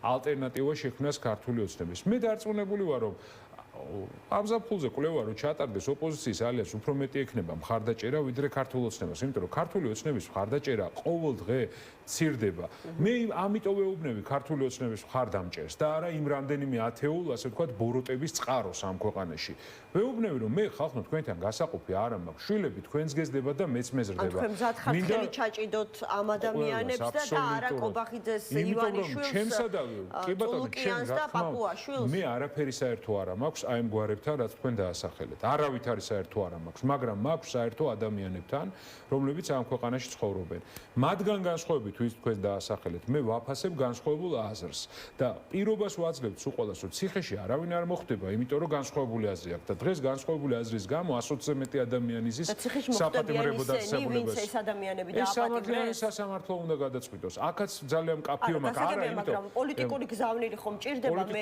თუ თქვენში უნდა დავინახო მომავალი ხელისუფლება თქვენ ასაპირებთ სამართლიანობის დამკვიდრება ნიშნავს სამართლიან სასამართლოს და როგორც კი გაიმართება ეს სასამართლო სამართლიანად არ იქნება პოლიტიკური წნეხის ქვეშ რა გადაწყვეტილებასაც მიიღებს იმას უნდა დავემორჩილოთ სულ ყველა ჩემთვის მიუღებელია მხოლოდ იმიტომ რომ მე მინდა ვინმე ციხეში იჯდეს ჩაჯდეს ციხეში ან პოლიტიკური შერიგების ასე ვთქვათ მოტივით თქვენ არ მოდიხართ? პოლიტიკურ შერიგებას არ გეგმავთ? პოლიტიკურ შერიგებასაც გეგმავ, შეთანხმებასაც გეგმავ საზოგადოების 100%-თან. ამ რამდენიმე ათეულ ადამიანთან მე მაქვს კონკრეტული პრეტენზია. რატომ გააუბედურეს ეს ქვეყანა? რატო გაძარცვეს ეს ქვეყანა და რატო მოიპარეს ამდენი ფული? რატო ჩასვეს ციხეში ამდენი უდანაშაულო ადამიანი? და ასე შემდეგ. მაგრამ აქაც ვამბობ, რომ სასამართლომდე არსებობს სხვა ინსტანცია, სასამართლომდე საქმე რომ მივიდეს, ჯერ ბრალის წარდგენა უნდა მოხდეს. დამოუკიდებელმა პროკურატურამ უნდა გააკეთოს. რაც კიდე თქვით, ჩვენ ამიტომ არის ოპოზიციის ალიანს და ზოგადად ჩვენ მხარეს აქ შეთანხმებაც კი როგორი რეფორმები უნდა განხორციელდეს, იმისთვის რომ მიუკერძოებელი იყოს ძალოვანი სტრუქტურები, რომ მთლიანად უნდა ეს დესოვიეტიზაცია მოხდეს და ფუნდამენტურად შეიცვალოს. ამაზე ლაპარაკი ზედმეტია, სასამართლო რომ სამართლიანი უნდა იყოს, ამაზე ლაპარაკი ზედმეტია. კიდევ ერთხელ ვამბობ, რა, კიდევ ერთხელ იმიტომ რომ მე მინდა ვინმე ციხეში იჯდეს, ვერავინ ვერ იქნება ციხეში, ამის პირობას ვაძლევთ ყველას, სამართლიანი სასამართლოს წინაშე ყველა მიმართლოს თავი. ხო ამბობენ რომ მართლები არიან, მივიდნენ და იმართლონ თავი.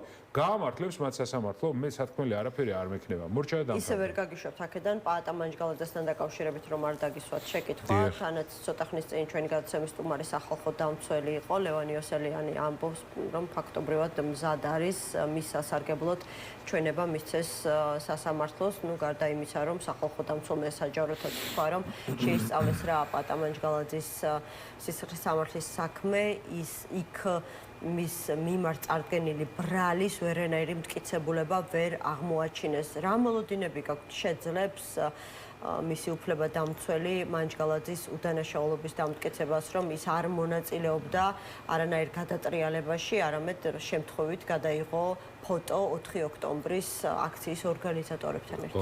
პირველი რომ უთხოვარად დადასტურდა სახალხო დამცველის აი ამ დასკვნის შედეგად, რომ პაატა მანჯგალაძე არის უდანაშაული.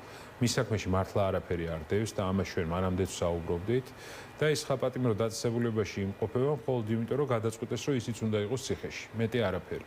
და იმიტომ, რომ უყვარს თავის სამშობლო. ამიტომ რა მოლოდინი უნდა მქონდეს ჩემთვის ძალიან რთულია ამისი თქმა, მაგრამ იმაშიც დარწმუნებული ვარ, რომ სახალხო დამცველის აი ამ დასკვნის შემდგომ ძალიან რთული იქნება მათ შორის მოსამართლისთვის ადგეს და მიიღოს გადაწყვეტილება და მიუსაჯოს მრავალწლიანი პატიმრობა. ანუ იოსელიანი ჩვენება დაეხმარება მანჯგალაძეს? რა თქმა უნდა, ეს უნდა დაეხმარება და მე მადლობა მინდა უთხრა სახალხო დამცველს იმისთვის, რომ ასეთი, ასე ვთქვათ, ობიექტური დასკვნა გააკეთა, ხო? კიდევ ერთხელ ვამბობ, მაგრამ მომავალი გვიჩვენებს, მე წინასწარ ვერაფერს ვერ ვიტყვი, ერთი რამ ვიცი, რომ პაატა არის ძალიან მედგრად, მასთან მაქვს მუდმივი კონტაქტი. არაჩვეულებრივი ოჯახი ყავს, მისი შვილები გაიცნო ძალიან კარგად ქართულმა საზოგადოებამ. ნებისმიერი მამა, ნებისმიერი მშობელი უნდა ამაყობდეს, რომ ასეთი შვილები ყავს. კომუნიკაციის უფლება, როგორც ვიცი, უმეტესობა შეზღუდულია. ადვოკატის მეშვეობით თუ გვექნება ახლა კომუნიკაცია, ხო, ახლა ისე არა გვაქვს და სამწუხაროდ სატელეფონო ზარები აკრძალული აქვს, ამის შესაძლებლობა არ გვაქვს და საკმაოდ ასე ვთქვათ იზოლირებულ სიტუაციაში არის.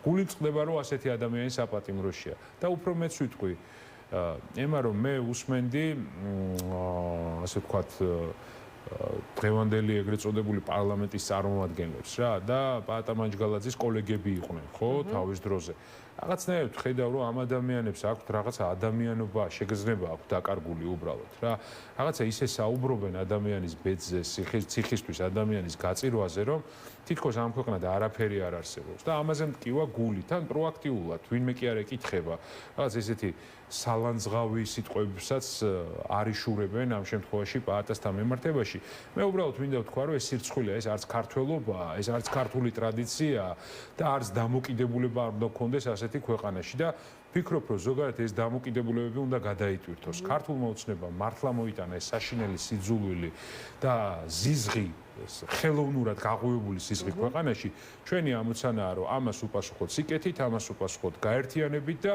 ყველამ ერთმანეთს უთხრათ რომ გავწიოთ გვერდზე ის ადამიანები ვინც გვაპირისპირებს ერთმანეთს შევიკრათ ერთმუშტად და წავიდეთ წინ განვითარებისკენ ევროპისკენ ძლიერი საქართველოსკენ რეგიონის ლიდერობისკენ ახალი თაობის მოდერნიზაციისკენ გაუხსნათ ასპარეზი პროფესიონალებს ახალგაზრდებს რომელსაც ძალიან ბევრის გაკეთება შეუძლია დარწმუნებული ვარ პაატაც ჩვენთან ერთად ძალიან დიდ წვლილს შეიტანს ქვეყნის აღმშენებლობის პროცესში. მადლობა გიორგი ვაშაძეს გადაცემაში სტუმრობისთვის სტრატეგია აღმოჩენებლის ლიდერი იყო ჩვენი გადაცემის სტუმარი, ვიდრე კიდევ ერთი სტუმარი შემოგვიერთება სტუდიაში. მოკლედ დღეს ნამდვილად იმსახურებდა ყურადღებას პრემიერის მიერ გაკეთებული განცხადება მთავრობის ხდომაზე იმასთან დაკავშირებით, რომ უახლოეს დღეებში აქტიურად განახლდება სამშენებლო პროცესი ანაკლიის პორტთან დაკავშირებით. საინტერესოა ისიც, რომ ამ განცხადებას დროში წინ უძღოდა ამერიკელი ერთ-ერთი მაღალჩინოსანის ვიზიტი საქართველოში, რომელმაც მათ შორის ანაკლიის პორტის მშენებლობის სამშენებლო მოედანი მოინახულა. იქ რა ნახა რთული სათქმელია, მაგრამ ყოველ შემთხვევისთვის შემდეგ უკვე რუბიოს ზარის შემდეგ მოვისმინეთ სახელმწიფო დეპარტამენტის განცხადება, სადაც იყო საუბარი შავი ზღვის უსაფრთხოებაზე. ვის ჯერა და ვის არა, რომ ქართული ოცნება მართლაც აპირებს ანაკლიის პორტის მშენებლობას და შესაძლებელია ეს იყოს მათთვის ყველაზე რეალური გზა ამერიკის შეერთებულ შტატებთან ურთიერთობის გადატვირთვის. პარტია ევროპელი დემოკრატების თავმჯდომარე პაატ დავითაია ჩვენთან ერთად. მოგესალმებით, მადლობა გადაცემაში მონაწილეობისთვის.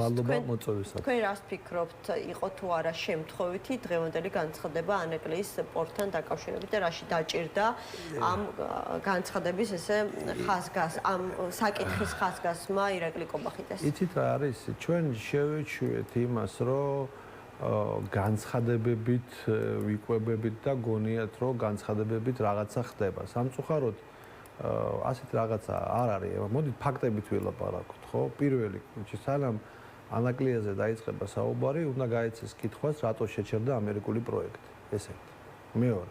ოფიციალური ვერსია ვიცით ამასთან დაკავშირებით. ოფიციალური ვერსია ერთია. ბრალდება ყველაფერი ხაზარაძე ჯაფარიძეს და ერთია, რომ ანაკლის პორტი რო ყოფილიყო, დღეს ჩვენი გეოპოლიტიკურად უფრო სხვა ძალები გვექნებოდა. ეს ერთი. არ არის ფაქტებით ვილაპარაკოთ. რატომ ვისი ბრალია, კორუფციული მომენტია, სხვა მომენტია, არ ვერევი ამ თემაში. ამ ვითარებაში არის აი ამ დამნაშავების ძიების დრო, იმიტომ რომ გეოპოლიტიკური ვითარებაა შეცვლილი. ეხლა მე მგონია რომ უფრო საინტერესოა რამ დააჩქარა ანაკლიის პორტის ორი მომენტია. მე რატო ვიძახი, რატო გავიწყე აქეთ? ამ პირველი ეს კითხვა, მეორე კითხვა. სად არიან ჩინელები? ხო არ არიან. $1 არჩეოდიათ ჩინელებს. საქართველოს მხარე ხარჯავს მარტო ფულს. თუმცა ოფიციალურადაც არ გაცხადებულა, რომ ჩინური სინგაპურული კომპანია, რა ვიცი, გავიდა 59%, როგორც წესი, მართლობაში უნდა მართვაში უნდა გასულიყო. ხო ასე, ანუ აი ამ მოცემულობაზე შეჩერდა ეს პროცესი ჩინელებთან დაკავშირებით. ფულის დახარჯვა, არ დახარჯულა. ფაქტია რომ არ დახარჯულა. არ არის, ესე იგი ამ კითხვაზე პასუხი არ გვაქვს. მესამე ეხლა როცა ვლაპარაკობ რომ ვიღაცა მოვიდა, გადახედა ამას და რაღაცა ის იქნება, მე არ ვიცი რას გადახედეს. რაც საერთოდ რაზეა ლაპარაკი, ხო? ჩვენ არ გქონია განცხადება, რომ რომელიმე კონსორციუმი ან რომელიმე დიდი ამერიკული კომპანია ან და ვიღაცა ან ევროპული კომპანია ჩაანაცვლებს ამ ჩინეთის საკითხებს ეხლა რომელიც იქ არის, ხო? ჩინელებზე კი არ ვლაპარაკობ ფულის ხარჯვაზე, მშენებლობას. მე მაინტერესებს რომ პორტი მუშაობდეს. პორტ იყოს მოქმედებაში. ვისი იქნება ეს? როგორ დაალაგდება კონტროლის პაკეტი საქართველოს აქვს, ხო? ეს არის თავარი. მაგრამ ერთი ის არის რომ რაც დღე გადის და პორტი არ მუშაობს, ჩვენ კარგავთ გავლენებს. მეტი კი არაფერი. გასაგებია, მაგრამ ანუ შემთხვევითობაა, რომ ჯერ ეს ამერიკელი მაღალჩინოსანი ჩავიდა და ადგილზე დაათვალიერა იქ რა პორტი გადატვირთვა არ მოხდება. ამაში ვარ დარწმუნებული სიტუაციის. და რატო გეტყვით რა?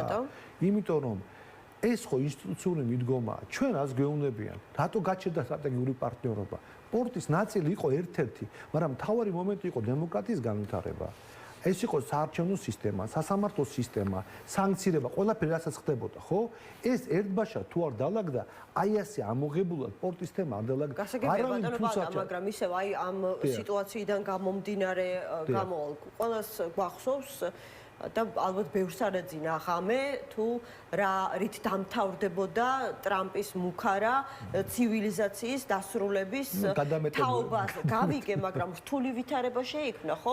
ჰორმუზის სრუტის ჩაკეტვის გამო ძალიან ბევრმა ქვეყანამ ეს ყველაფერი საკუთარ თავზე იწუნია. იგივე ალიევის ვიზიტის საქართველოში დემონსტრაციული შეხვედრა ბიძინა ივანიშვილთან. აქედან წამოვიდა ვერსიები, რომ შესაძლებელია თუ კი ვეძებთ ინვესტორს,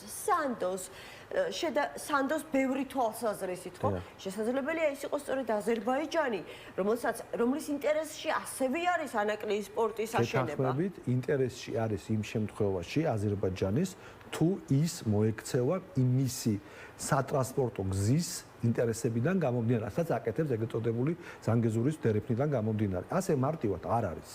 უყურეთ, ეხაც რომ ვიღაცა გამოჩნდეს და თქვას, რომ მე ვაშენებ პორტს. ელემენტარულად ვიძახი. რამდენი წელი უნდა?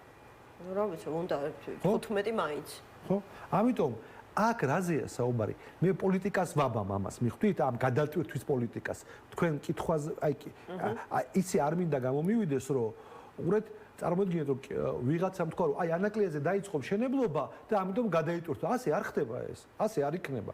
ეხლა დააკვირდით, აზერბაიჯანს ერთ შემთხვევაში აწყობს მხოლოდ და მხოლოდ ანაკლიის პორტი. მთელი ინფრასტრუქტურა ბიპი გადის, დამთავრდა, ივნისიდან ბიპი არ იქნება, ბაქუ-ჯეიხანი გადაიბარა სოკარმა. ბაქუს სუბსას იბარებს სოკარი. საქართველოს კუთვნილება რჩება, მაგრამ ოპერატორი ხდება ბაქუს სუბსას ტერმინალის აზერბაიჯანი. ესე იგი, მათ ჭირდებათ, ეხლა პორტები არის და ტერმინალები არის და გადინება ხდება, რა თქმა უნდა, ანაკლიის პორტი იმ შემთხვევაში თუ ის იქნება, აზერბაიჯანს აწყობს ინვესტირება ამ თემაში, მაგრამ მე მაშინ სვამ მკითხვას. მთელი ინფრასტრუქტურა ენერგეტიკის და საზღვაო თუ ერთ ქვეყანას ექნა ჩვენს მეზობელ ქვეყანას რაოდენ მეზობელი და მაგარი ძმა უნდა იყოს ჩვენის ეს ქვეყნის ინტერესებს ეწინააღმდეგება ეს კატასტროფული თემა არის აქ ნიშნულობა ბიძინა ივანიშვილთან შეხვედრა თქვენ შემთხვევითი გგონიათ თუ ამ ვერსიას გავყვებით შემთხვევითი არაფერი მოლაპარაკების საგანია რას და რამდენს გააკონტროლებს მე ლაპარაკობ ამ წუთას ინტერესზე ხო სწორია რაც შეიძლება გქონდეს აზერბაიჯანს და რა ინტერესი უნდა გქონდეს ჩვენს ქვეყანას ეს ინტერესთა თანხვედრა შეიძლება მოხდეს რაზეა საუბარი მაგრამ ინტერესთა თანხვედრა უნდა იყოს იმით რომ სახელმწიფო უნდა აკონტროლებდეს ამას ეს მნიშვნელოვანია როდესაც დღეს ოპერატორი ბიპი გადის ბაქუს სუბსიდან და შემოდის ოპერატორი სოკარი ხო როდესაც ბაქუ-ჯეიხანი უკვე მასა აქვს ეს არის როდესაც თავისუფლად შეიძლება სახელმწიფო კუთვნილება რჩება ბაქუს სუბსა და კოორდინაცია ქონოდა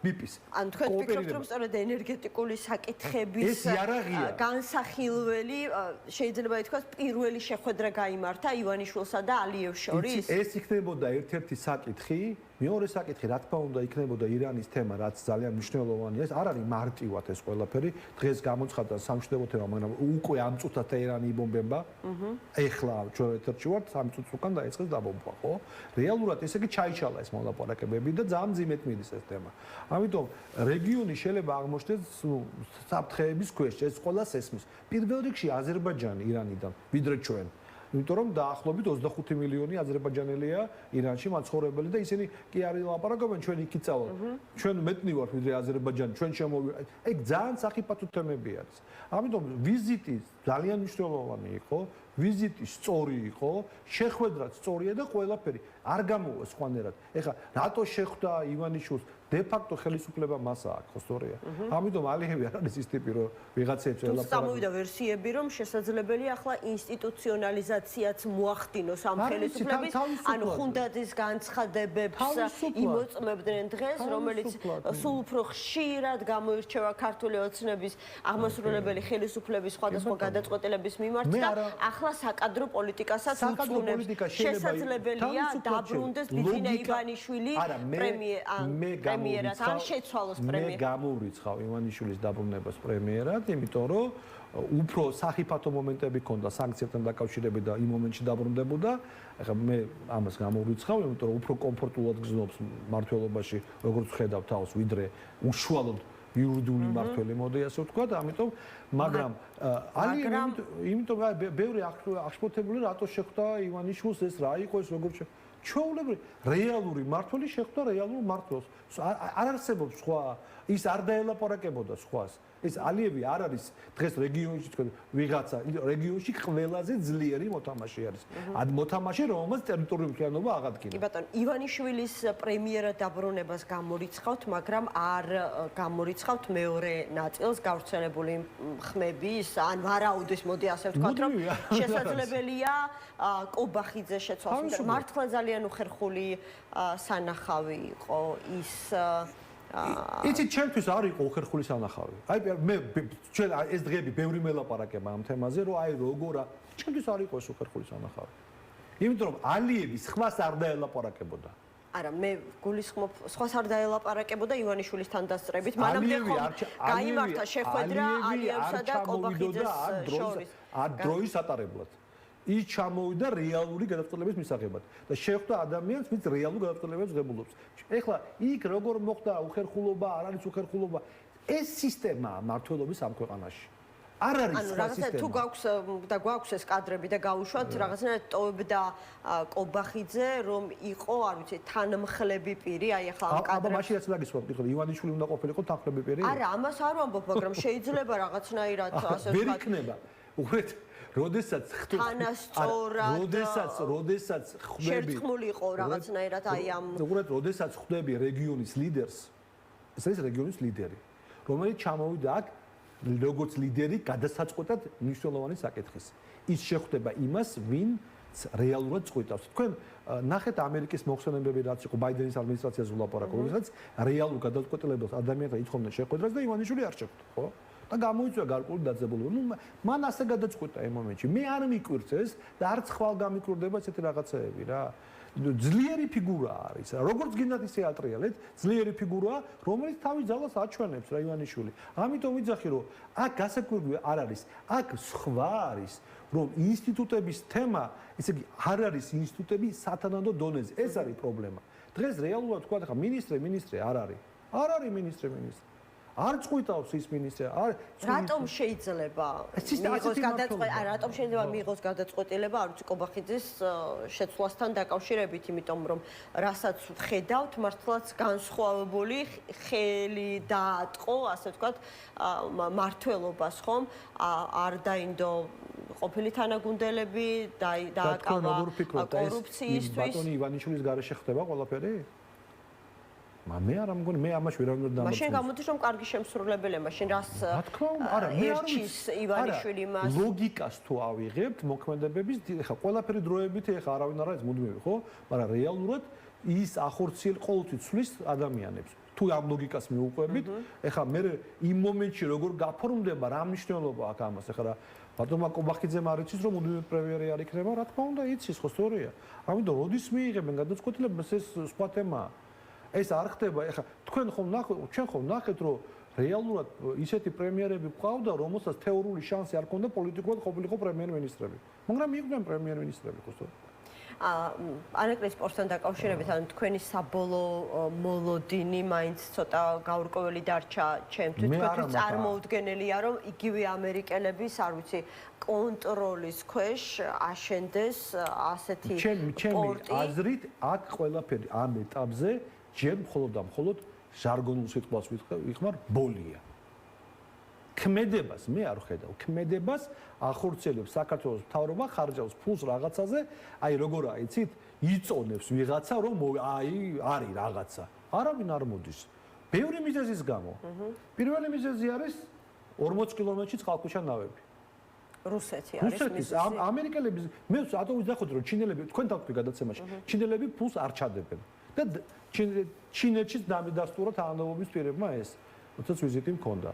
იმიტომ რომ მართალი ხარო, ჩინეთი არ დაიწყებს ომს რუსეთთან და გარანტიები არ აქვს მას.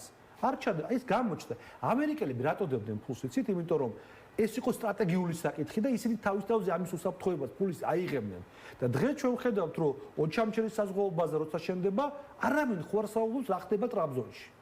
აი არავინ არ საუბრობს. ტრაბზონში აშენდა, დამთავრდა საზღვაო სამხედრო ბაზის მშენებლობა ერთ-ერთი, რომელიც არის საპირწონე ოჩამჩელის. ამდენ ხანს ანაკლიის განხილვა თემები რო ხდება, უკვე ბაზა აშენებული არის ძალიან სწრაფად იქ. სტრატეგიული სამხედრო ბაზა. ეს ხდება. ეხლა როგორ გონიათ სტრატეგიული სამხედრო ბაზა რუსეთის, სტრატეგიული ბაზა რუსეთის ნატოსი და შუაში ვიღაც მესამე სახელმწიფო ჩადებს ფულს. გამორიცხულია. ჩადებს ის, ვინც უზრუნველყოფს ამ პორტის უსაფრთხოებას. რუსეთი რა თქმა უნდა. უნდა. ვერ დავარწმუნეთო ამერიკელებიო, ანუ ამ შემთხვევაში ერთადერთი ვარიანტი რჩება ამერიკა, ხო და დიახ. ამერიკელების დარწმუნება ხდება მაშინ იმ შემთხვევაში, როდესაც შენ ხარ მისი სტრატეგიული პარტნიორი და ეს აგებული არის სამართლებრივ ბაზაზე. ეს მთელი კანონმდებლობა, რომელიც დღეს შეჩერებული არის. განცხადებებით არ ხდება ეს. ამას ჭირდება დამოუკიდებელი სასამართლო სისტემა. სადაც ამერიკელმა იცის, რომ საქართველოს ტერიტორიის თემა ტრამპის პატივმოყვარეობაზე თამაში ვერ გაჭრის, ანუ გულისხმობლელოს ინიციატივას, რომ მოდი ტრამპის სახელობის პორტი ავაშენოთო. არ ვიცი, ტრამპის სახელობის იქნება თუ ვიღა ჭიჭიკოს სახელობის. ხო, რომ ტრამპის ასე ვთქვათ. არა, გას კაია, კი ბატონო. ტრამპის სახელს ხო არ ხმევენ ბევრ ამას, იგივე აი ტრამპის გზის გაგრძელება იქნება. კი ბატონო, სახელით დაარქვან, რაც უნდა დაარქვან, თუ უნდა, რა ვიცი, ლენინის სახელი დაარქვან, თავარია ფული დაიხარჯოს და პორტი აშენდეს. თუ უნდა ლენინის სახელობის იყოს, იმიტომ პორტი უნდა აშენდეს. იმიტომ რომ პორტმა უნდა იმუშაოს, ეს არის ჩვენი სტრატეგიული კარიბჭე. და არა გვაქვს ეს, არა გვაქვს. ეს რო ყოფილიყო, დღეს აბსოლუტურად სხვა ვითარებაში ვიქნებოდით. ყველა ფრონტზე. აი ეს იყო შეცდომა ანაკლის გაჩერების. თორე ეხლა რაც კიდე ის დაარქვი, ჩვენ ხო გვიყვარს სახელების შეცვლა. დოკუმენტს დაშლა, არ მოშლა ხდება და ეს აი 1000 რეალურად არაფერი არ ხდება. დღეს მე რომ ხედავ რომ ფული იხარჯება, გეტყოდით რომ აი ნებისმიერი ფულზე ვიწახი, რომელიც პორტს ააშენა. 10 არაფერს არ იხარჯება. მადლობა, პატა დავით აიას, პარტია ევროპელი დემოკრატების თავმჯდომარე იყო ჩვენი გადაცემის სტუმარი. გადაცემის მეორე ნაწილში გიორგი შაიშმელაშვილი, გიორგი ხატიაშვილი რა ხდება ამ წუთებში ირანში და რეალურად აქვს თუ არა აი ამ დროებით ზავს რაიმე პერსპექტივა, სწორედ ამ თემაზე ვისაუბრებთ სტუმრებთან ერთად.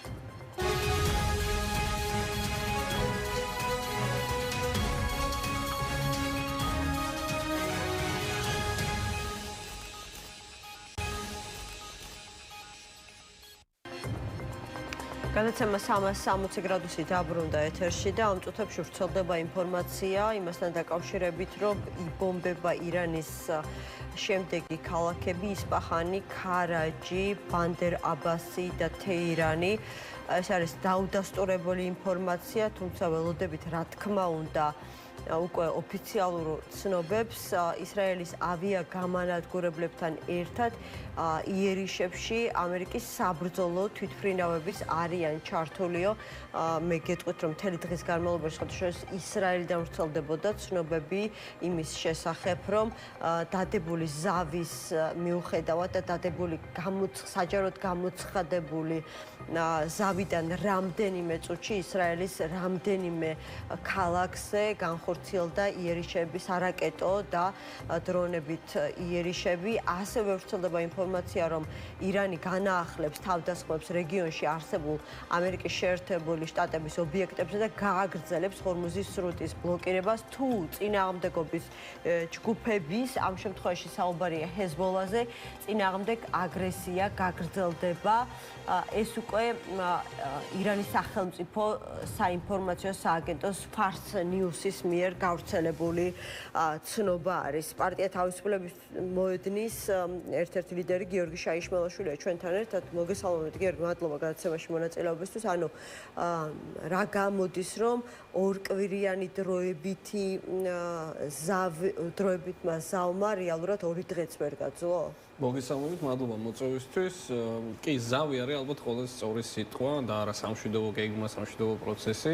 ამ ვითარების ასაღწერად თქვენს მიერ მოყვანილი ინფორმაციების პარალელურად გადამოწმება მოვასწარი მეც კი, როგორც ჩანს, ბოლო 1 საათია, 2 საათია.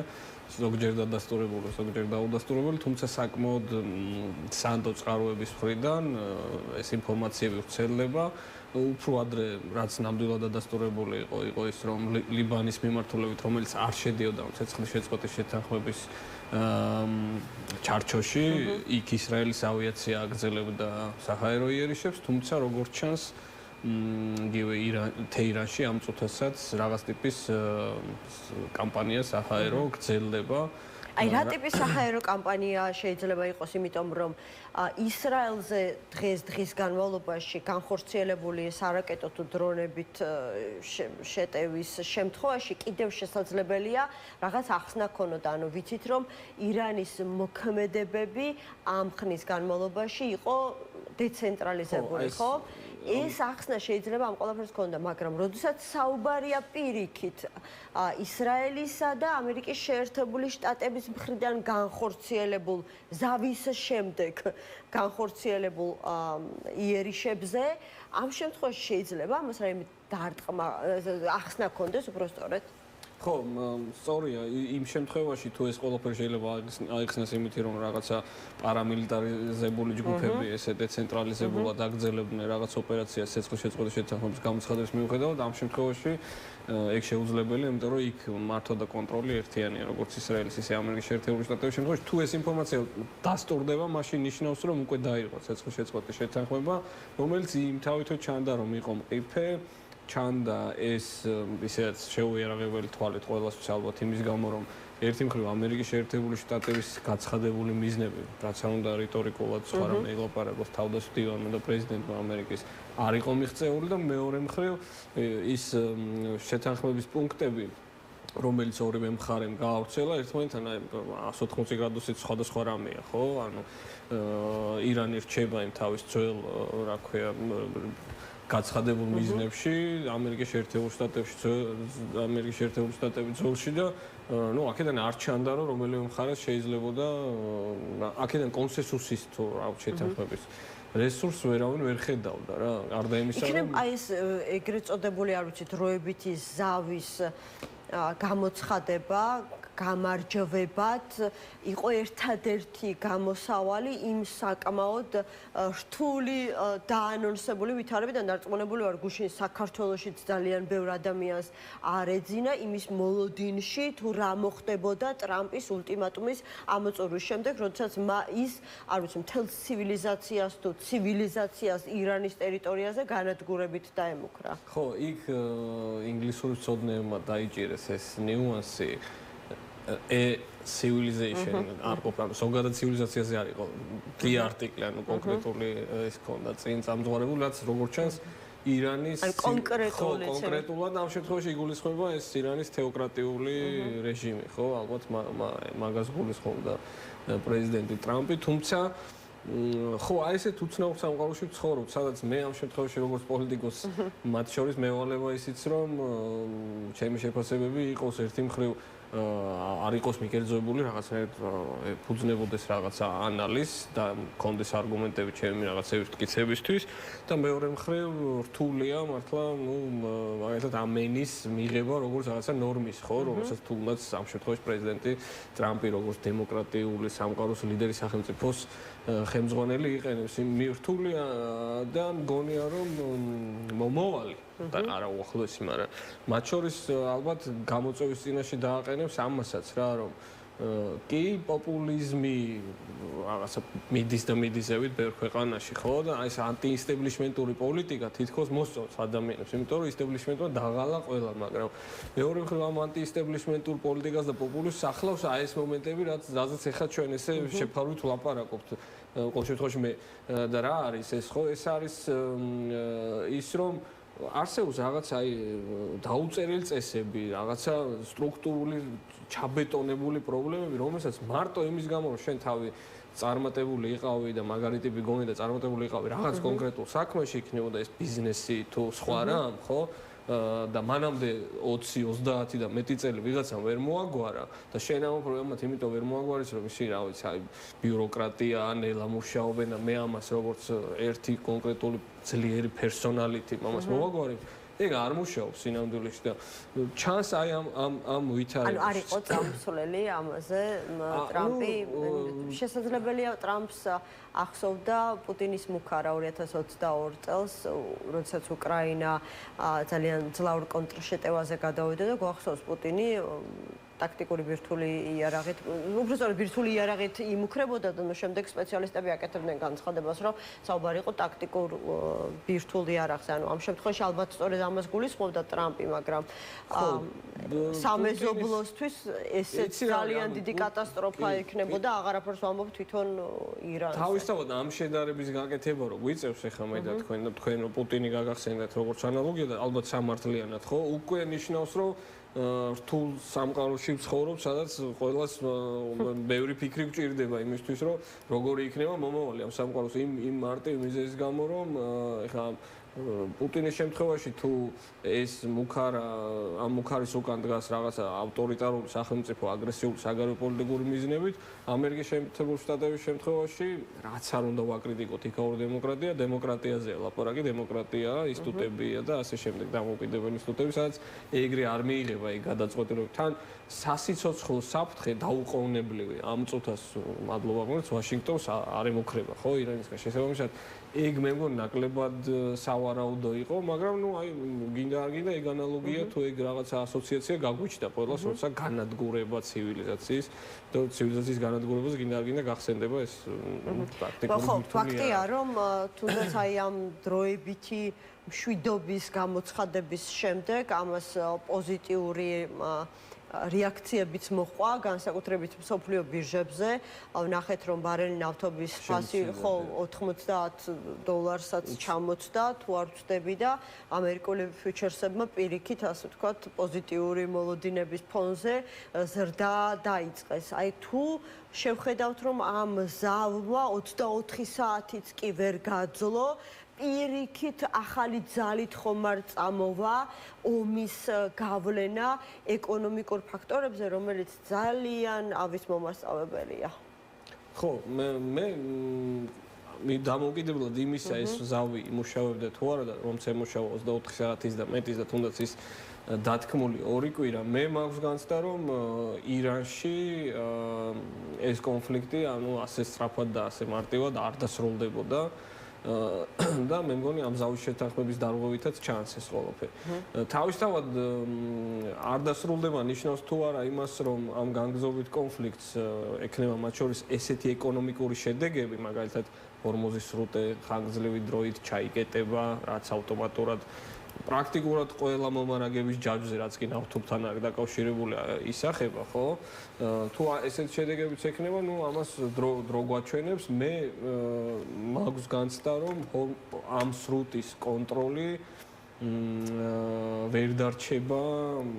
ორ შემთხვევაში თუ ასე მოხდება, ეს ვერ იქნება ვერანაირად ამერიკული ინტერესების გამარჯვება.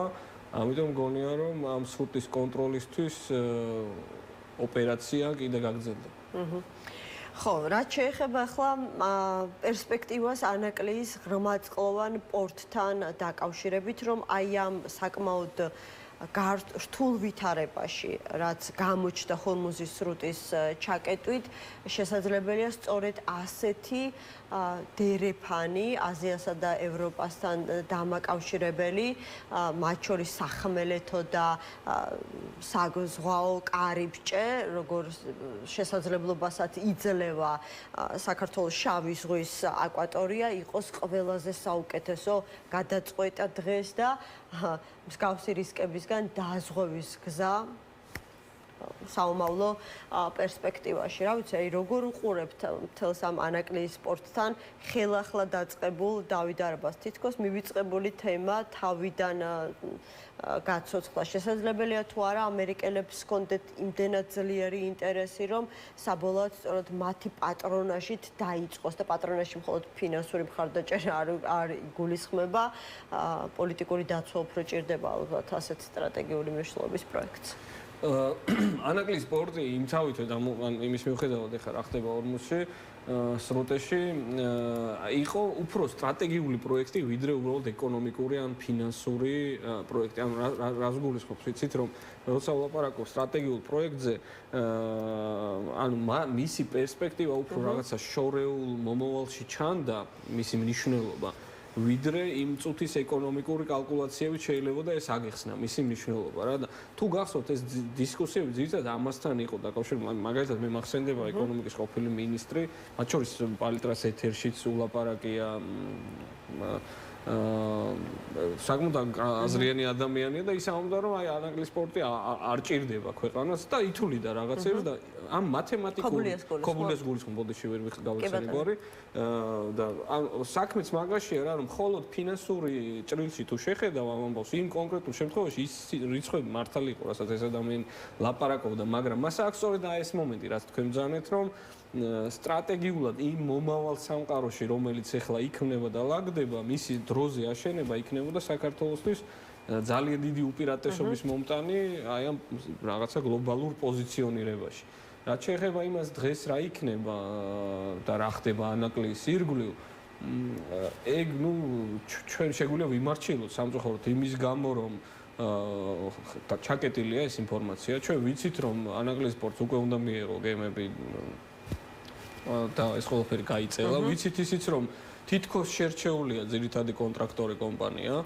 თუმცა მასთან ხელშეკრულება არ არის გაფორმებული ძალიან უცნაური ვითარება ამასობაში ხედავთ იმასაც რომ ის რაც საქართველოს სახელმწიფოს ვალდებულება რაღაც სამუშაოების რაღაც ნაწილი ამაზე დღეს პრემიერმა კობახიძემ თქვა რომ აპირებენ დააჩქარონ ეს პროცესი ანუ მოკლედ ინვესტორისთვის რაღაც პირობებს ქმნიან როგორც ჩანს და ამ ვალდებულებებს ცდილობენ შეასრულონ რაც სახელმწიფოს არის გასაკეთებელი თუმცა ეს თანხები ანუ რომ შეხედოთ ახლა სახელმწიფოს ვალდებულება რაც არის ნუ ძალიან ზღვაში წვეთია იმ ამოცანასთან რაც რამდენიმე 10 მილიარდზე არის საუბარი ხო რამდენიმე 10 მილიონ ლარზია ამ შემთხვევაში ლაპარაკი რომელსაც საქართველოს სახელმწიფო ხარჯავს ანუ თან ინვესტორის გარეშე და ინვესტორის გარეშე ამ ტვირთის აწევა იქნება შეუძლებელი. ხო და ეხლა ვინ შეიძლება იყოს ეს კონტრაქტორი? ჩვენ ხედავთ რომ აქამდე ჩინურ კომპანიებს ეძლეოდათ უპირატესობა ამ მიმართულებით, ჩინურ, სინგაპურს. იმიტომ რომ ეგ ძალიან საინტერესოა რომ ბოლო რამდენიმე ტენდერში მონაწილეობდნენ არაჩინური კომპანიები, ან ვეღარ ითხოვდა საქართველოს სახელმწიფო რომ დასავლეთმა გადაწყვიტო რომ თქვა ზურგი დამდგარიყო ანუ არ მიიღო მონაწილეობა. ხო, ანუ იქ იყო რამდენიმე ისეთი კომპანია, ლუქსემბურგი იყო მეგონი ერთი, ხო, ანუ რომლის კაპიტალი იყო ევროპული, ესე ვთქვათ. მაგრამ მათ ვერ გაიმარჯვეს ამ შემდეგ ეტაპზე ვერ გადავიდნენ. ეხლა რა ხდება? ეხლა ჩვენ სამართლიანად იმ პოლიტიკური ვითარების გათვალისწინებთ, რაც ქვეყანაში არის, გვაქვს შიში, რომ შიში კი არა. ერთი მხრივ ჩვენ ყველას გვინდა რომ ანაკლის სპორტის, ესე იგი, თანაინვესტორი აღმოჩნდეს ამერიკული მხარე, ამერიკული კომპანია, ან ამერიკასთან აფილირებული კომპანია, მაგრამ მეორე მხრივ ამ პოლიტიკური ვითარების გათვალისწინებთ, რაც არის ქვეყანაში, არ გვინდა რომ ეს იყოს რაღაცა იმ ტიპის გარიგების შედეგი, რომელიც განხორციელდება საქართველოში დემოკრატიის ხარჯზე. ეგ შიში მე მგონი არსებობს. ადამიანები შეიძლება ესე არტიკულირებულად არ ამბობენ არავინ, მაგრამ განსაკუთრებით აი რუბიოს ზარის შემდეგ, ანდრეოლის ჩასვლის შემდეგ ანაკლიაში და იმ დაანონსებული ვიზიტის ფონზე მე მგონი ყველა საქმეში რომ აი ეხლა მიიღებენ ამერიკელები ამ რა ქვია ანაკლიაში ესე იგი მშენებლობის შესაძლებლობას თუმცა ამასობაში აღიარებენ საქართველოს დეფა აი ამ არაღიარებულ ხელისუფლებას ხო ეგ შიში მე მგონი ბუნებრივია რომ არსებობს მე პირადად ამ ამბავს არ უყურებ როგორც რაღაც დიდ ტრაგედიას იმიტომ რომ მე დარწმუნებული ვარ რომ ნებისმიერ შემთხვევაში გრძელვადიან პერსპექტივაში ამ ქვეყნის სტრატეგიული ამოცანებისთვის და უსაფრთხოებისთვის და მომავლისთვის მნიშვნელოვანი ამერიკული ყოფნა შავ ზღვაზე ამ ფორმით და იმაშიც დარწმუნებული ვარ რომ თუ ამის რეალიზება ხდება ეს აუცილებლად გარკვეული პირობადებული პროცესი იქნება და ამ პირობების ნაწილი აუცილებლად იქნება ამ ქვეყანაში დემოკრატიის ხარისხის გაუმჯობესება. მადლობა. და არა გაუარესება. კი ბატონო, მადლობა. გიორგი შაიშმალაშვილის პარტია თავისუფლების მოედნის ერთ-ერთი ლიდერი იყო ჩვენი გადაცემის სტუმარი. მოკლედ არ ვიცი დღეს დილიდან ნაწილობრივ გამარჯვებად თუ შეფასდა ან ამოსუნთქვის მცდელობად ის ზავი, რომლის შესახებაც ტრამპმა ძალიან დიდი ხმაურით გამოაცხადა. ტრამპი ამბობს, რომ მნიშვნელოვანი წინსვლაა მიღწეული საბოლოო სამშვიდობო შეთანხმებამდე, რის მიღწევასაც მოლაპარაკებები ამ 2 კვირის განმავლობაში, რის მისაღწევათაც უბრალოდ მოლაპარაკებები ამ 2 კვირის განმავლობაში უნდა გაგრძელებულიყო. თუმცა ბოლო ცნობებით ამ წუთებში იბომბება ირანის ისეთი ქალაქები, როგორიც არის ისპაჰანი, ქარაჯი, ბანდერ აბასი და თეირანი. დაუდასტურებელია ეს ინფორმაცია, მაგრამ ამ ინფორმაციის თანახმად ისრაელის ავიაგამანადგურებლებთან ერთად იერიში ამერიკის შეერთებული შტატების საბრძოლო თვითმფრინავებიც არიან ჩართული. გიორგი ხატიაშვილი, პოლიტიკის მეცნიერებათა დოქტორი გვერდდება ამერიკის შეერთებული შტატებიდან. შესაძლებელია მას უფრო ახალი ინფორმაცია ჰქონდეს ჩვენთან შედარებით. გიორგი, მოგესალმებით, მადლობა გადაცემაში მონაწილეობისთვის.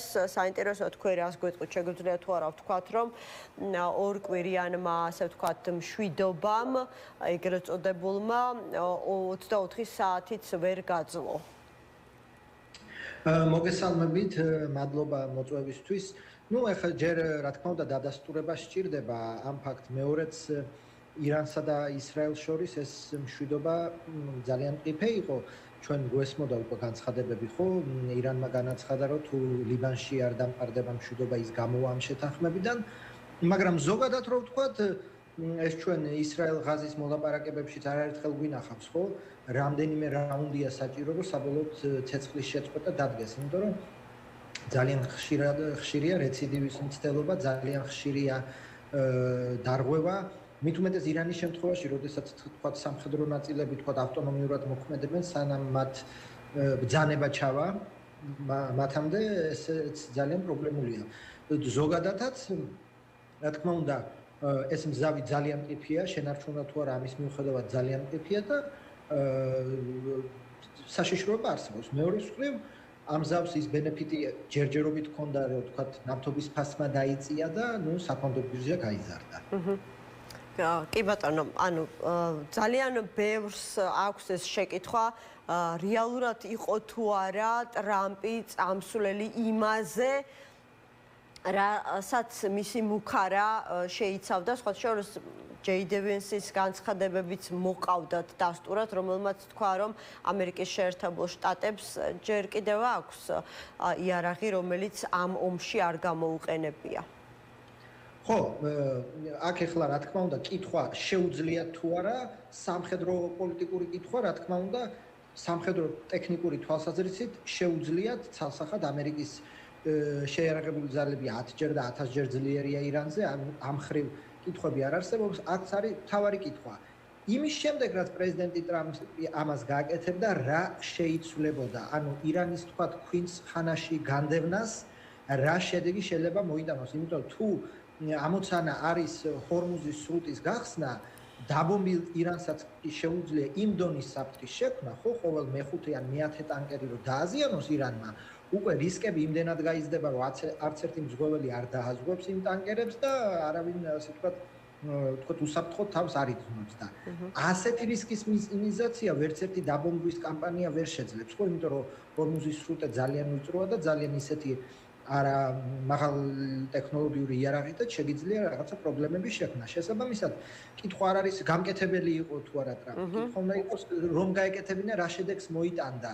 და შედეგს იმის გარდა რომ თქვა ირანს თქვა შუქი არ ექნებოდა და ხიდები არ ექნებოდა, ის მიზანი თუ არის რომ სრუტე გაიხსნას, არ ამგონია ეს მიზანი მოეტანა, იმიტომ რომ კიდევ ერთხელ ვთქვათ რა, სრუტე ირანს დაბლოკილი აქვს არა გემებით, რომელიც ირანს არ ყავს, ეს საერთოდ დე-ფაქტოა სრუტის ბლოკადა, ხო, დე-იურე ირანი ატარებს რაღაც გემებს და რაღაც გემებს თქვა საფრთხეს უქმნის და ამ ფაქტის მინიმიზაცია თქვა დაბომბებით ვერ მოხდება.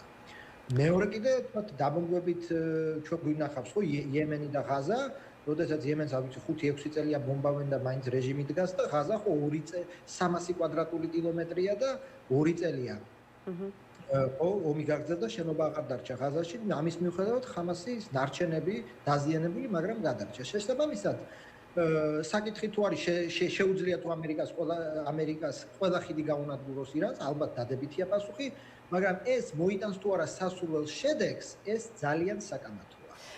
სხვათა შორის აი ამ ომს ირანში სხვა ფრონტიც ქონდა, გულისხმობ ტრამპის დაპირისპირებას ნატოს წევრ ქვეყნებთან. მაშინ, როდესაც ამ დროებითი ზავის შესახებ გახდა ცნობილი, ვნახეთ, რომ დაახლოებით 15-მა ქვეყანამ გამოთქვა მზადყოფნა ჰორმუზის სრუტეში მიმოსვლის აღდგენის ხელშეწყობის მიზნით საკუთარი მისია გაეგზავნათ, ხომ?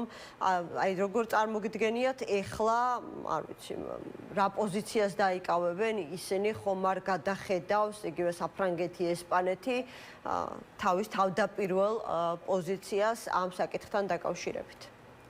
Ну, ეს მე ცოტა მაგონებს აი დაპირებებს, რომ უკრაინაში 50,000, 70,000 და რა ვიცი 30,000 ჯარისკაც გააგზავნიან, ომი რო დამთავრდება და ამერიკის სამხედრო გარანტიები რო იქნება და ასე შემდეგ და ასე შემდეგ. ანუ უფრო მითიურია ვიდრე რეალური. ომის დაწყებამდე არანაირი პატრულირება არ ჭირდებოდა, ხო, ჰორმუზის სრუტეს და დღეში 160 თუ არ ვწდები 160 ტანკერი გადიოდა და თუ ირანი დათანხმდება ამის გატარებას, მე ვერ ხვდები პოსტფაქტუმ ამ პატრულირების მისიამ რა უნდა გააკეთოს, იმიტომ რომ თუ საფრთხე შენარჩუნდა ისინი ამ გემებს არ გააგზავნიან იმავე მიზეზით რა მიზეზით და დღეს არ აგზავნიან ერთი რომ გემი პატრულირება ვერანაირად ვერ შეამცირებს იმ რისკს რომ რა ვიცი ყოველ მეათე ტანკერს რაღაც ესროლონ მეორეა რომ ძალიან ვიწრო სრუტია და თავად გემებს შეიძლება საფრთხე შეექმნეს და ალბათ ეს არის ერთ-ერთი მთავარი მიზეზი რომ კი ამერიკის შეერთებული შტატები პრეტენზიას გამოთქვას თქვა ნატოს მოკავშირეებისადმი მაგრამ თავადაც ამერიკის ფლოტი ჯერჯერობით არ არის შესული ჰორმუზის სრუტეში და ეს ხო რაღაცას გვეუბნება რატო სოფლიოს უძლიერესი არმადა თუ არ შედის ჰორმუზის სრუტეში ხა საფრანგეთს იტალიას და ესტონეთს რა უნდა მოთხოვო იმას რომ თავი დავანებოთ რომ ნატო არის თავდაცვითი ალიანსი ჯერჯერობით ნატოს ეს საერთოდ არ ეხება თუ ნატოს თავს არ დაესხმები მაგრამ ინდივიდუალურ ევროპული სახელმწიფოები რო ავიღოთ მათ არაფერი არ შეუთანხმეს ერთი მანამდე ვიცი ჩვენ ეს დაპირისპირება გრენლანდიას და ბოლოს რა სამხედრო შესაძლებლობები აქვს ეგეთი ხა რა ფლოტი ყავთ რომ კიდე ჰორმუზის სრუტეში გაუგუშვან და ბოლოს ისიც უნდა აღინიშნოს რომ ამ ბოლოს დროს უკვე სამხრეთ კორეას და იაპონიასაც წარუდგინა ხო დონალდ ტრამპმა პრეტენზია რომ ისინიც არ დაგვეხმარნენ მოკლედ ბატონო გიორგი აი ბოლოს მინდა აუცილებლად კითხოთ ამ ვითარებაში ყველა ამბობს რომ თვითონ თუ გამარჯვებული არა აი გაძლიერებული გამოდის ხომ ყველა თავის უპირატესობის მტკიცებაში არის ამ შემთხვევაში. შეგვიძლია თუ არა ამ ეტაპზე ვთქვათ, რომ რეჟიმის ცვლილების გარეშე ირანი მართლაც არის ძალიან დასუსტებული და ამერიკას და ისრაელს შეუძლიათ უპირატესის პოზიციიდან აწარმოონ მასთან შემდგომში მოლაპარაკებები. Ну, ამ ზამს რო ორივე მხარე გამარჯვებად გამოაცხადებდა, ეს თქვათ მოსალოდნელი იყო. ირანისთვის რა არის გამარჯვება, ხო? ირანისთვის გამარჯვება არის, რომ სამხედრო მოქმედებების ნებისმიერი ფორმით დასრულების შემდეგ თუ რეჟიმი ფეხზე იდგა, ანუ ფრე, ყაიმი როგორც გადარჩენა უკვე გამარჯვება ირანისთვის, იმიტომ რომ სამხედრო უპირატესობა, ასე ვთქვათ, ომის დაწყებამდე და დღესაც უპირობოდ ამერიკის და ისრაელის ხარეზეა, მაგრამ ირანს აქვს რაც ქვია ეს ძალაუზალოთა, ხო? რომ ის მცირე სამხედრო შესაძლებლობებით მაქსიმუმი ზიანის მიყენება. ირანის გათვლა არის, რომ მე გაუძლებ ამ და თქვენ გაუძლებთ $200 რო გახდება ერთი ბარელი ნავთობი. აი ეს არის ირანის გათვლა. ხო, ხა ამერიკის და ისრაელის გათვლა ხა პირველ თავის სიტყვას თუ გავიხსენებ პრეზიდენტ ტრამპის 28 თებერვალს იყო დემილიტარიზაცია, ანუ სამხედრო შესაძლებლობების განადგურება და ნუ იქ ბოლოსკენ ირანელ ხალხს მოუწოდა რომ ხელისუფლება თავი აეღოთ, ანუ რევოლუცია. დეკაპიტაციაც ასე ვთქვათ, თავისკვეთა რეჟიმის მიმდინარეობს და მაგრამ აქ რამდენიმე საკითხია. ერთი რომ დემილიტარიზაცია იმ კუთხით რომ დასუსტა ირანი და თქვათ ფლოტი აღარ ყავს რაღაცა ბირთვული შესაძლებლობები პირველი 12 დღიანი ომის შემდეგაც ძალიან დასუსტებული ჰქონდა, ალბათ აღარ აქვს და უამრავი ქარხანა დაუყოვნეს, დასუსტებულია. უამრავი თქვათ თავისკვეთა რეჟიმის შედგა, მაგრამ რასაც თქვათ ექსპერტები ეძახიან ირანის deep state, ანუ ეს უსახო ბიუროკრატია, რომელიც თქვათ ინსტრუქციების განაში ავტონომიურად მოქმედებს, ეს ჯერჯერობით შენარჩუნებულია და ჯერჯერობით რეჟიმი დგას და მინიმალურ თქვა სამხედრო შესაძლებლობებს რო წინააღმდეგობა გაწევს, ასევე ინარჩუნებს. შესაბამისად, ხა ორივე მხარეს შეუძლიათ რამ შეიძლება თქვას, რომ აი ჰორმუზის სრუტე გაიხსნა, შესაბამისად ეს მათი გამარჯვება, ირანიც რა თქმა უნდა გამარჯვებას გამოაცხადებს, ეხლა ეს პროპაგანდისტული ომია ყველაფერთან ერთად. მაგრამ ალბათ ის პირველადი გათვლა იყო თუ არა ეს გათვლა, არ ვიცი რომ აიათოლა ალი ხამენეის ლიკვიდაციის შემდეგ უნდა უფრო თქვათ პირველ სამ დღეში ესე თუ ელვისებური ეფექტი ყოფილიყო, რადგან ეს არ შედგა, უკვე მერე პრობლემებმა იმატა. კეთილი. მადლობა. დაველოდოთ მოვლენთა განვითარებას. გიორგი ხატიაშვილი, პოლიტიკის მეცნიერებათა დოქტორი იყო ჩვენი დღევანდელი გადაცემის ბოლო სტუმარი. სულ ეს იყო ამ დროისთვის. მე ხვალამდე გემშვიდობებით დროებით.